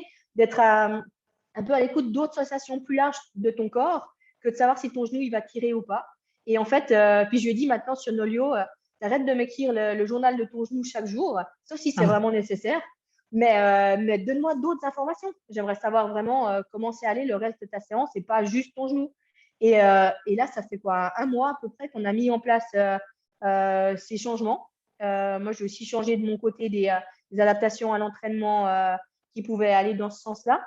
Et puis depuis, ça se passe bien, ouais. Donc, D'accord. Ah ouais, du ouais, coup. on verra sur la durée, hein, mais franchement, depuis un mois, je suis bluffée. Et ces retours, ils ont complètement changé. Et les entraînements, il les fait. Alors forcément, certains, ils sont vraiment difficiles. Il va jusqu'au bout. Je pense que sa force mentale aussi, elle a bien évolué par rapport à ça. Et honnêtement, je suis bluffée là. On va voir. Il a bientôt une course là, dans un mois et demi, ça va reprendre. Mais pour le moment, ouais, c'est assez dingue. Ah, du coup, tu as fait comme le médecin qui t'a dit que c'était dans ta tête. Alors, effectivement, un peu plus sympa quand même. Mais non, après, on s'est dit, il y a potentiellement quelque chose aussi où tu focalises là-dessus. Il faut qu'on essaie de trouver une solution pour qu'on puisse passer par-dessus ça. Et moi, de mon côté aussi, peut-être niveau entraînement, il y a des choses qu'on peut faire mieux. Donc, chacun, on fait un effort de notre côté. On essaie de changer les choses. Et puis, on va voir si ça marche. Pour le moment, Hmm. ça marche pas mal, ouais. D'accord. Mais c'est là Ouais, qu'on se bah, rend compte finalement, le dialogue avec l'athlète, il est primordial. Parce qu'il y a plein de choses, toi, de ton côté, tu te dis, oh, il fait jamais mes séances, il va choper des coms, je lui dis de faire un quart d'heure. Au lieu de ça, il fait 20 minutes sur la première série, prend un com, il finit pas sa sortie parce qu'il est cramé. Donc toi, tu as ce point de vue-là de l'athlète par rapport aux données et puis ce qu'il a fait. Et Ouais. lui, derrière, il a un autre point de vue parce que c'était une source de motivation. Il a peut-être pas bien compris ce que tu lui avais dit. Il n'a pas pensé que 20 minutes, c'était quand même prétérité la suite de sa sortie au lieu des 15 minutes qui étaient annoncées, que ce n'était pas un entraînement au bol que tu lui avais donné, que tu avais quand même réfléchi un peu derrière par rapport au watts qu'il était capable de fournir pour les exercices que tu lui as donnés. Donc, si chacun, en fait, explique un petit peu plus ce qu'il a dans la tête et puis donne sa perspective, tu arrives à mettre en commun des choses pas mal, je pense. D'accord. Ouais. Oui, j'ai une connaissance comme ça, pareil. Alors, bon, il m'en parle parce que je le connais un peu. Et il dit, bah, j'ai fait ça, ça et ça. Et en fait, à chaque fois qu'il te parle de sa sortie, il te parle d'une douleur, ouais, pareil, c'est le genou. Tu vois, il te dit, ah, bah, mais presque comme s'il te parlait de son compagnon, finalement. Ouais, vous, tu as déjà l'habitude hein, quand ça Et dure c'est depuis devenu. 2-3 ans. Et en fait, bah, j'ai presque failli lui dire, mais bon, j'ai pas envie de le vexer non plus, mais j'ai presque failli lui dire, mais finalement, est-ce que tu vas un jour me parler d'autre chose? Parce qu'on a l'impression que plus tu en parles, plus le truc reste, quoi. Ouais, c'est Parce que difficile de savoir si finalement, tu te complais dans le truc ou pas aussi. Ouais. ouais. La personne, elle va quand même faire 2 heures de vélo ou de course à pied. Elle revient, elle te dit, ah, ça m'a tiré un peu le genou. Tu as envie de lui dire, bah ouais, ça s'appelle le sport. Voilà, ouais, ouais. Surtout quand l'exercice, enfin, que la sortie est terminée, que tu arrives à faire un 150 kg en ayant mal au genou, je pense que tu t'aurais arrêté si vraiment c'était trop fort, quoi. Donc, c'est Ouais. toujours délicat, hein, parce que c'est quand même pas une douleur qui est là par hasard. Il faut lui faire confiance aussi que cette douleur, elle existe, mais c'est de comprendre pourquoi. Et pourquoi dans tel contexte et puis pas dans tel autre. Mm, mm. Est-ce que tu aurais des bouquins à recommander pour se perfectionner ou pour en apprendre un petit peu sur l'entraînement ou par pure curiosité aussi sur peut-être d'autres sujets de perfectionnement en cyclisme? Pas énormément, je suis pas une grande lectrice, honnêtement. Moi, je lis surtout je suis plutôt articles scientifiques, ça c'est aussi mon côté avec les neurosciences. Moi, j'aime bien les articles de Training Peaks. Ça, c'est un truc intéressant qu'ils font. Il y a des articles qui paraissent, de temps en temps, ils expliquent différentes choses. Bon, ça, c'est aussi j'ai suivi des formations Training Peaks en live aussi, leur Training Peaks University. Et après, différents articles en anglais, en fait, que je trouve ici ou là sur Internet. Même je suis abonnée à Sport Review ou des magazines comme ça. Mais c'est pas vraiment dans mes habitudes d'ouvrir un gros livre de Fred Grapp et puis d'aller lire toutes les histoires de biomécanique. Si je dois chercher d'informations, je vais le faire. Mais sinon, c'est plutôt de la curiosité par rapport aux réseaux sociaux ou sur des articles que j'ai pu lire ou en discutant avec des collègues qui m'apprennent des nouvelles choses. Mais non, pas de livre en particulier. Après, j'ai 2-3 bibles du cyclisme, le livre de Fred Grapp ou d'autres, les fondamentaux du cyclisme aussi, qui sont des livres très vieux. Je crois que c'est même mon père qui me les a donnés, qui donnent bien les premières notions de base du vélo, mais les livres plus poussés comme ça, c'est pas vraiment dans mes habitudes. Ouais, c'est un petit peu une bible, le livre de Fred Grapp dans les deux sens, c'est-à-dire que d'une part, il est très gros et Mm. d'autre part, bah, il y a des choses sur lesquelles on peut s'appuyer à l'intérieur qui sont quand même. Ouais, qui sont très, très intéressantes. Ouais. Puis après, bon, il y a des concepts aussi que des fois, qui sont vraiment importants à intégrer. Et puis dans ce cas-là, tu trouves l'information aussi très facilement sur Internet, sur différents sites qui reprennent finalement ces parties-là des livres. D'accord. Ouais. Et est-ce que tu as peut-être des vidéos ou ce qu'on voit maintenant aussi, c'est des gens qui donnent des conseils sur YouTube, alors souvent en mal, mais parfois en bien. Est-ce qu'il y a des petites émissions comme ça qui fleurissent là que tu conseilles éventuellement?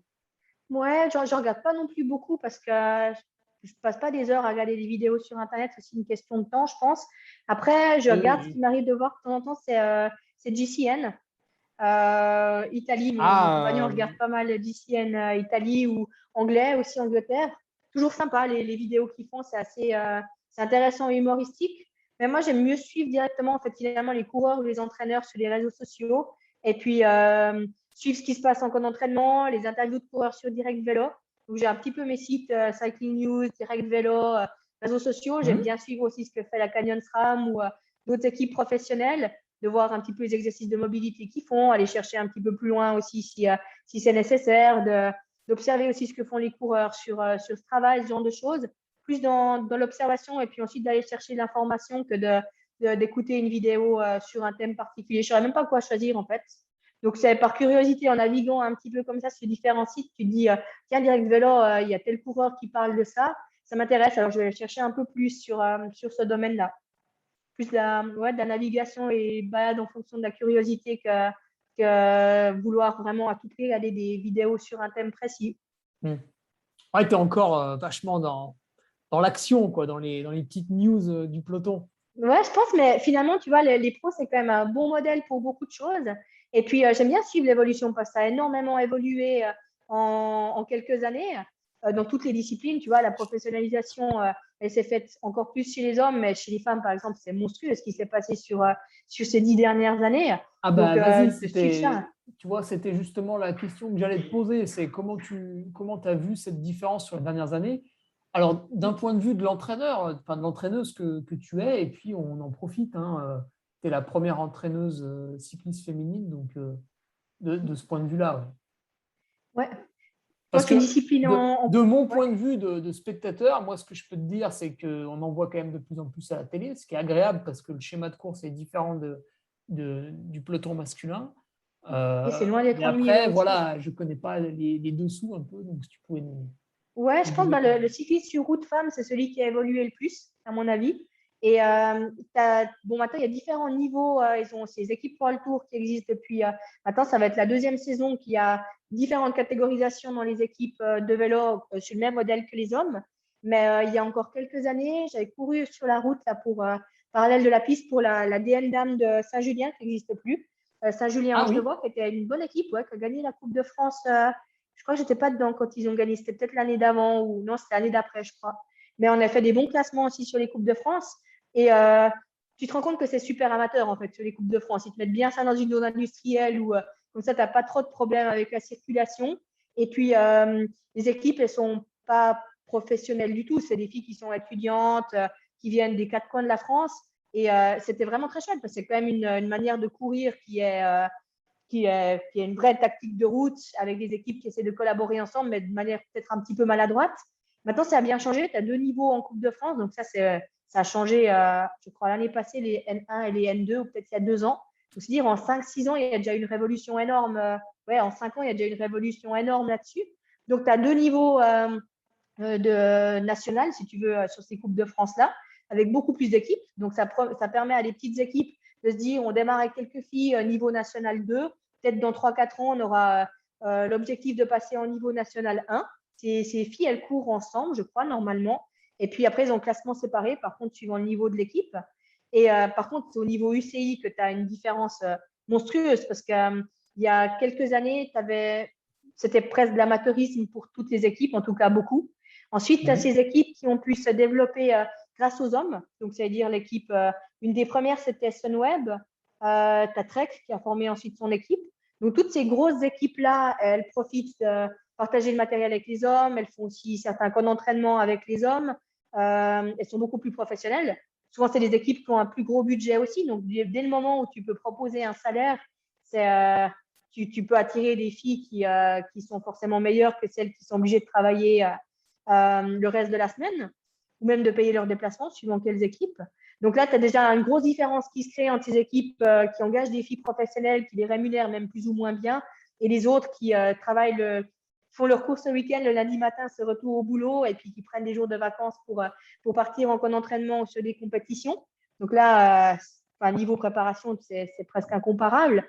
Et maintenant, il y a de plus en plus d'équipes qui sont passées au World Tour. Je crois qu'ils doivent être 12 maintenant. Peut-être 6 l'année passée, ça a passé à 12 cette saison. Plusieurs qui prévoient de le devenir dans les prochaines années aussi. Donc ça, l'UCI, il a mis des règles aussi par rapport à ça. Il y a un salaire minimum qui est calqué sur celui des hommes aussi dans le peloton professionnel. Tu dois avoir un certain nombre de personnes qui soient des salariés. C'est plus du bénévolat, du mécano qui vient aussi en week-end pour s'occuper du vélo des filles. Ça a vachement évolué. C'est assez dingue. Après, tu vois aussi sur les compétitions, la manière de courir, elle est beaucoup plus organisée. Tu as des schémas de course qui se mettent en place. Il y a des équipes qui sont capables d'avoir 3-4 filles dans le final pour accompagner leur leader. les distances de course, elles s'allongent aussi. Donc, ça veut dire qu'une fille qui travaille toute la semaine, peut-être à 60-70%, de s'envoyer des 150 kg le week-end en course, ça va être compliqué. Donc là, ça se professionnalise et puis c'est une très, très bonne chose. Il y a plus de visibilité, plus de sponsors aussi, ça intéresse plus de monde. Le niveau pour y accéder est aussi plus haut, donc c'est plus difficile pour la plupart des filles. Mais ça fait bien évoluer le cyclisme féminin. Et est-ce que tu sens justement que tu as cet engouement aussi au bas de la pyramide avec de plus en plus de nouvelles pratiquantes qui arrivent aussi pour monter plus haut peut-être après?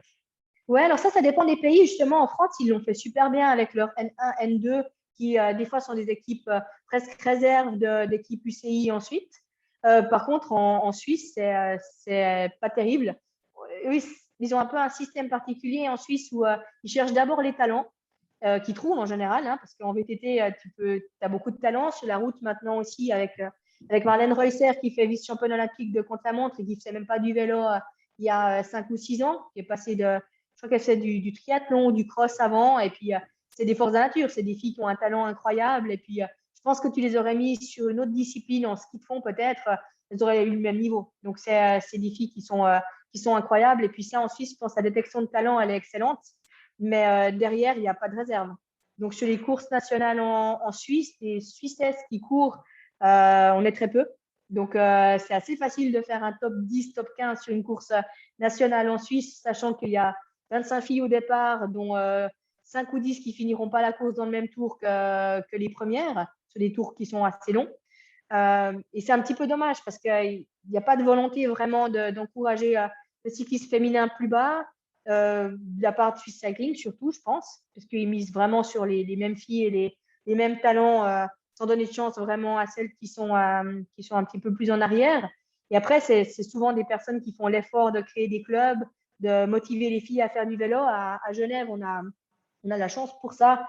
On a Loïc Hugentobler qui est l'entraîneur de la relève, qui a aussi la chance d'avoir que ce soit son travail en fait. C'est pas du bénévolat comme beaucoup de personnes dans. Et lui aussi, il était sur la piste en tant qu'athlète, non? Oui, oui, ouais, il a couru en France aussi. Il était chez Vulco. Il a eu une carrière, Oui. il a arrêté assez jeune. Il a dû arrêter pas beaucoup après les juniors, je pense. Mais Ah oui, je l'ai lui, croisé, c'est lui beaucoup aussi, investi pour les jeunes. c'était la star sur la piste de Genève. Ouais, ouais, bah, c'est le président du Vélodrome en fait maintenant, hein. Ah bah Depuis, voilà, il est ouais, ouais. resté. Mais tu vois, après, ça dépend beaucoup de la motivation de ces gens-là. Et puis lui, il fait énormément pour la relève. Forcément, dans la relève, il y a des filles. Donc, ça, c'est chouette. Tu peux encourager le cyclisme féminin et puis aussi la relève masculine. Mais ce n'est pas le cas de tous les endroits. Il faut aussi un endroit où géographiquement ça s'y prête. Genève, pour la route, ce n'est pas incroyable. Tu as la chance d'avoir le vélodrome, mais quand tu habites en ville, ce n'est pas évident non plus d'avoir des bonnes conditions d'entraînement. Après, en Suisse allemande, ils ont quelques clubs aussi qui sont bien, mais voilà, je pense que Swiss Cycling ne fait pas énormément d'efforts pour amener du monde de la relève. Ouais. Mais D'accord. après, ça fonctionne avec ceux qu'ils ont, donc tu ne peux pas vraiment leur reprocher. Mhm. Euh, pour rester un peu là dans les petites dernières questions là, un peu drôles, on va traiter les sujets rigolos. Dans tes années de coaching là dernièrement, si tu devrais nous partager ta plus grosse boulette un jour. Boulette un jour, je suis pas sûre. Par contre, on a eu quelques sorties vélo bien foireuses. Ah, ça peut m'intéresser aussi. Ça, c'est les sorties. En général, c'est les sorties de fin de saison où il y a tout le Ouais. monde qui est au bout du rouleau. Les cyclistes, nous, les vélos. On en a une Ah, ou le deux. matériel. Ah, le matos, quand tu dis c'est la fin de saison et puis qu'en fait tes pneus ils sont bien plus usés que tu crois et puis que tu te retrouves à crever. Moi, j'ai pas eu trop de problèmes. En général, je perds pas les gens. Mais mon collègue, Ah oui. mon collègue Johan, lui, il a un peu de peine avec son GPS des fois. Donc, ça lui arrive de paumer les gens. Ouais.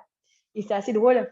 Mais non, il y a les sorties galères où tu as tout. Tu as le cumul de crevaisons, ceux qui n'ont rien pour réparer, toi qui n'as plus rien parce que tu avais déjà filé aux autres, ton collègue qui a déjà crevé 2 fois en venant même au lieu de rendez-vous. Après, il y a les spécialistes qui s'arrêtent pisser sans avertir que tu perds.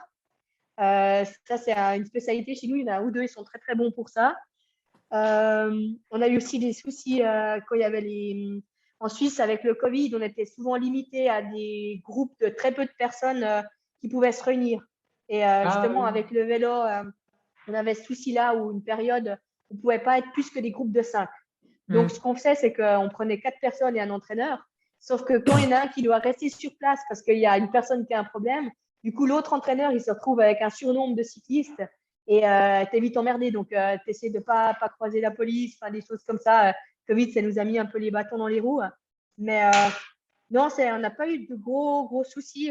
Mais des sorties de merde où tu as crevaison à répétition, que tu paumes des gens et puis que tu te prends encore un bel orage, ouais.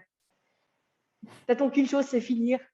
Et t'es rincé, t'as fait 3 heures de vélo, mais c'est comme si t'avais roulé pendant 2 jours non-stop. C'est ouais, Ah usant. bah des anecdotes comme ça, c'est vrai qu'en vélo, on pourrait faire un livre.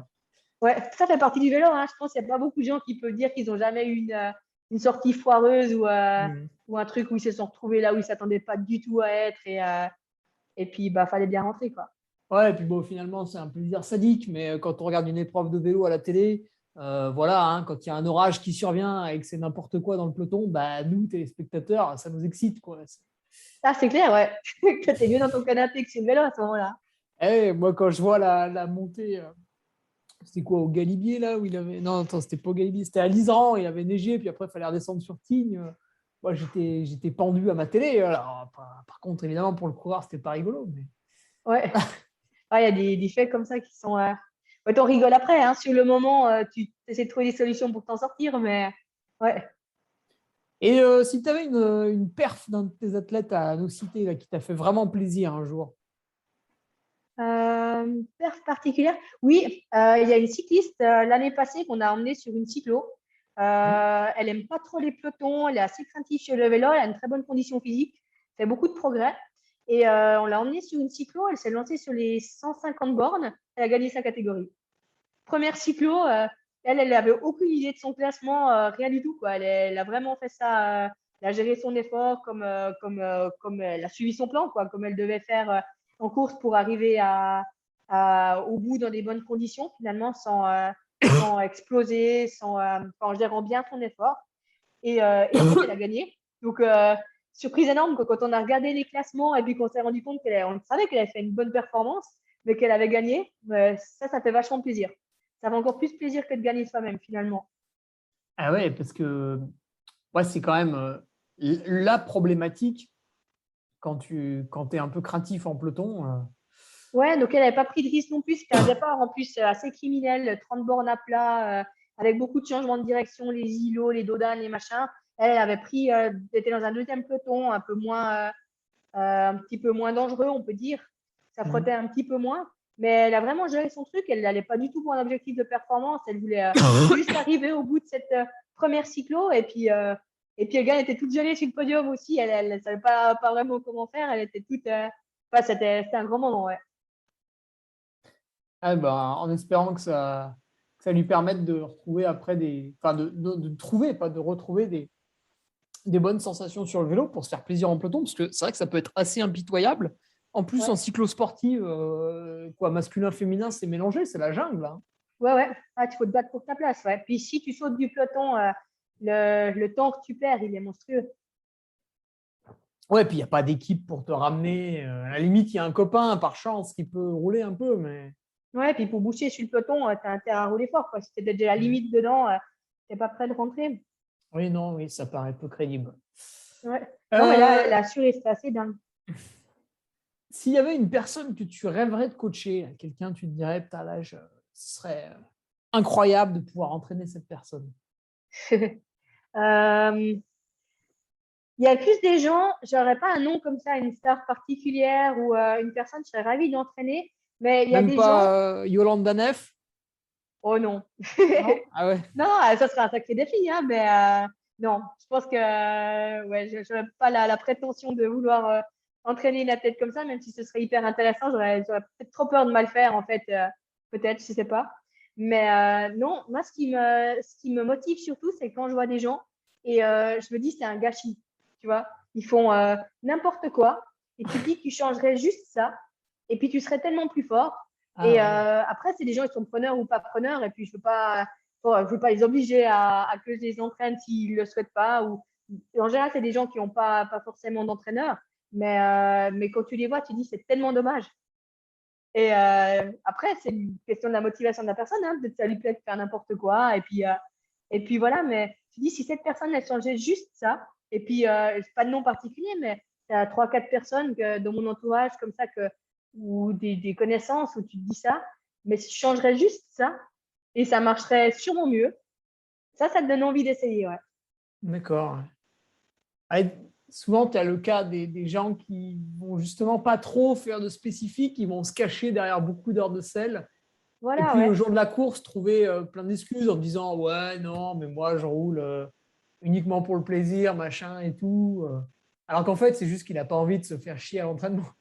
Ouais, mais tu vois, après, il y a aussi beaucoup de personnes comme ça que tu vois sur des cyclos ou qui sont des connaissances ou avec qui tu as pu rouler une fois ou l'autre, qui sont pas forcément des cyclistes de Sport Quest. Tu vois la charge d'entraînement qu'ils s'envoient. Ils ont une journée normale de travail, ils bossent à 100%, mais ils arrivent à se caler une sortie de 2 heures à midi où ils sont au seuil presque tout du long et ils ont un nombre de kilomètres. C'est quand tu vois les stats de Strava à la fin de l'année, ils font une année à 20 000 bornes et puis un nombre d'heures incroyable avec un dénivelé monstrueux. Et derrière, dès qu'ils mettent un dossard, c'est minable la performance qu'ils peuvent faire. Alors qu'ils sont tellement forts à l'entraînement et tu dis, là, il y a des choses à rééquilibrer. Et puis, c'est dommage parce que c'est des gens qui ont envie de marcher en compétition, sur des cyclos ou autres. Donc, ouais, il y a des rois de l'entraînement et ça, tu as bien envie de les aider, mais ils ne sont pas toujours preneurs. Ouais. Ouais, mais c'est parce qu'ils ont craché tout leur venin à l'entraînement et il ne reste plus Ah rien ouais, il n'y pour a une plus rien course. après. Hein. Ouais, ouais c'est Euh, fou, hein. Qu'est-ce que tu penses de coacher ton conjoint? J'ai compris à demi-mot qu'il faisait du sport lui aussi. On peut lui demander, là, il est en train de rouler sur Zwift en ce moment. Ah, dis donc, Mais quel plaisir. Mais il fait beau aujourd'hui pourtant. ouais, non pas à Genève, tu sais, nous, on a un stratus Ah, persistant vous de avez le brouillard fin là? octobre à mars, ouais, qui Ouais. est vraiment pas très sympa. Ouais. Mais non, on entraînait. J'entraîne mon frère. C'est un Ah gros ouais. défi. Ouais, lui, il n'est Ah pas ouais. facile. Et mais non, après, s'il voulait, ça ne me dérangerait pas. Mais lui, il est aussi dans une démarche où il aime bien garder sa liberté et puis faire les trucs qu'il veut le jour où il veut. Et puis, il marche bien. En plus, il est fort. Il roule fort. Il fait des bonnes places sur les courses aussi. Donc, je pense qu'il s'en sort bien comme ça. Mais c'est aussi bien de séparer les deux. Hein. J'ai déjà assez de travail la journée sans encore se prendre la tête sur des retours d'entraînement et tout à table. Mais Ah oui, c'est vrai que quand tu entraînes quelqu'un, en fait, voilà, une fois qu'il t'a fait son retour ou non sur l'ordinateur, ça s'arrête là. ouais, Tandis que le conjoint, en fait, tu le vois tous les jours. Donc, s'il est dans une phase de méforme, c'est vrai que ça peut être pénible. ouais, puis après, tu as tout ce questionnement autour de l'entraînement aussi qui te prend la tête des fois, où finalement, si tu prends un peu de distance par rapport à ça, c'est mieux des fois. Donc, de ressasser encore ça le reste de la journée, je pense que c'est bénéfique pour personne finalement. Ouais. Et puis d'un coup, le mot de trop, tu lui dis, ouais, t'as vu comment tu manges, c'est normal aussi. Ouais, ça va, il est assez affûté, ouais. Et là, c'est la crise. Ouais. Ok, ok, allez, bah, deux petites dernières questions alors. Bah là c'est clair et net, on a compris hein, que tu avais dans ton public un large panel de coureuses féminines. Est-ce que, bah déjà, est-ce que tu entraînes aussi des hommes? Il me semble l'avoir compris que oui. Et Oui, est-ce que oui, près tu... 50-50, ouais. À peu près 50-50, toi, bah, parfait. Est-ce que tu notes un peu des différences ou est-ce que toi, tu t'imposes des différences quand on voit les entraînements? Euh, Ouais, alors, je ne les mets pas par catégorie vraiment, mais il y a, pour moi, il y a ceux qui sont plus entraînés, un peu plus coureurs, qui ont des attentes plus élevées en compétition. Souvent, j'ai un type d'entraînement un peu plus pour ces athlètes-là. Après, c'est toujours adapté à leur watt et puis ils ne font pas du tout les mêmes choses les mêmes semaines, mais un peu une ligne directrice qui s'oriente vers ce côté compétiteur avec des objectifs plus précis sur des dates particulières et des courses aussi. Il faut travailler des efforts spécifiques par rapport au profil de ces courses-là où ils visent d'être performants. Après, il y a ceux où tu as envie de développer certaines qualités aussi sur le long terme, ils n'ont pas d'objectif précis. Tu as envie que le RSTP augmente, tu as envie qu'il soit aussi un petit peu meilleur sur les efforts courts, sur des choses comme ça, qui ont aussi souvent moins de temps à disposition. Donc, souvent, c'est des personnes à qui tu donnes 3-4 entraînements par semaine, qui ont un bon niveau, mais qui ont une grosse marge de progression. Donc, ça, je mettrais ça un peu plutôt dans la deuxième catégorie. Et après, tu as la catégorie aussi, pas débutant, mais néo-cycliste, on pourrait dire, où eux, tu aurais presque envie de dire, tant qu'ils roulent, ils vont faire des progrès, même s'il faut quand même construire les entraînements et puis Là, tu pars sur des choses plus basiques. Tu travailles le pédalage, tu leur expliques aussi, tu leur apprends à tourner les jambes. Typiquement, il y en a beaucoup qui ont beaucoup de peine avec la cadence. Et ça peut prendre des mois aussi ou des semaines à venir où ils roulent et puis ils ont systématiquement un 65-70 RPM de moyenne. Et tu dis, c'est pas Ah oui, ils possible, sont en faut tourner les force. jambes. Ah ouais. Et ça, en général, je leur fais un retour très rapide par rapport à ça et on se cale des séances de cadence. Et là, ils mangent juste 100, 110 RPM avec une puissance faible, mais juste qu'ils tournent les jambes, qu'ils arrêtent de sauter sur la selle et ce genre de choses. Et derrière, après, tu fais aussi des exercices de force pour qu'ils puissent voir la différence entre les deux. Là, on roule en force, on développe ses muscles. Par contre, là, en cadence, on va chercher de la souplesse et puis de la vitesse dans le pédalage. Et après, petit à petit, tu augmentes aussi la puissance sur ces exercices-là et ils deviennent assez balèzes en cadence. Je pense que là, c'est la piste qui m'a beaucoup aidé aussi par rapport à ça. Des exercices à très haute cadence en gardant de la puissance et ça te flingue. Ah, c'est Ça, dur, ça. c'est super dur. Et ça, c'est un truc que j'ai trouvé justement pour mon cycliste qui a des problèmes de genoux. Du coup, le torque est bas, hein, puisque tu as une cadence élevée. Et du coup, je le mets à mort avec la cadence, pas avec des 120 RPM ou des trucs comme ça. Un 110, ça suffit largement. Mais tu mets un 110 avec 10 watts au seuil ou proche de la PMA sur des efforts courts, tu vois, de 30 secondes, une minute. Et ça fait bien, bien mal au cardio. Et puis, tes jambes, elles tournent toutes seules après. Ah oui, bah, c'est marrant, il y a un an, on ne doit pas être loin du jour pour jour. J'avais fait. Enfin, l'entraîneur, il m'avait mis 3 à 4 fois là, la séance où je faisais du seuil. Ouais, au début, ça devait être 1 minute, puis à la fin du cycle, on arrivait à 2 minutes. Donc au seuil et 120, 125 RPM, C'est horrible, hein. c'était titanesque. Ah ouais, puis tu sais plus comment te mettre sur le vélo aussi. Non, non, C'est j'avais horrible. déjà mis 2 séries, 2 répétitions avant de comprendre quel braquet mettre. Ouais. Ah, puis la Alors position sur après, la ouais, selle aussi. Tu essaies de ça rester brûle. bien gainé, mais c'est hyper inconfortable. C'est super dur, mais ça paye bien ces entraînements-là. Ça te brûle à d'autres parties que d'habitude. C'était affreux. Affreux, affreux. Ouais. Si tu avais un conseil à te donner à toi il y a 5 ou 10 ans en arrière pour accélérer, je ne sais pas moi, le processus pour être coach ou une autre orientation quelconque. Tu dis pour démarrer dans le coaching ou... Ouais, peut-être, ou alors un truc, ça peut être aussi quand tu étais athlète, tu vois, avec le recul, tu te dis, bah en fait, j'aurais dû prendre cette direction, ou si j'aurais su ça plus tôt, tu vois. Ouais, je pense peut-être de faire plus confiance et puis d'être plus ouvert aussi. Maintenant, ça a bien changé, mais pas de rester sur des choses qui te réconfortent parce que tu les connais, de ne pas avoir peur de l'inconnu, typiquement de tester les intensités en hiver ou ce genre de choses, et de se faire Hmm. confiance au niveau du feeling, tu vois. C'est pas parce que ton feeling, il est correct que c'est forcément bien. Tu peux t'ouvrir à d'autres choses qui finalement seraient sûrement mieux pour toi, mais que si tu prends pas la peine de les expérimenter ou ouais, de les tester, finalement, tu ne sauras jamais. C'est peut-être un petit peu plus curieux, puis pas rester dans un schéma qui a l'air de convenir, parce que finalement, il y a vachement mieux, en fait. D'accord. Et alors, pour finir, si tu avais quelqu'un que tu voulais entendre sur le podcast, là, un collègue coach ou une collègue coach. Moi, je dirais Sylvain, mon collègue Sylvain, qui est en lien justement avec Alexandre. C'est lui qui nous a fait découvrir Nolio aussi. Et Sylvain, il est assez discret. C'est pas quelqu'un que tu remarques spécifiquement dans les entraîneurs, parce qu'on est justement 3 entraîneurs pour ce pôle vélo.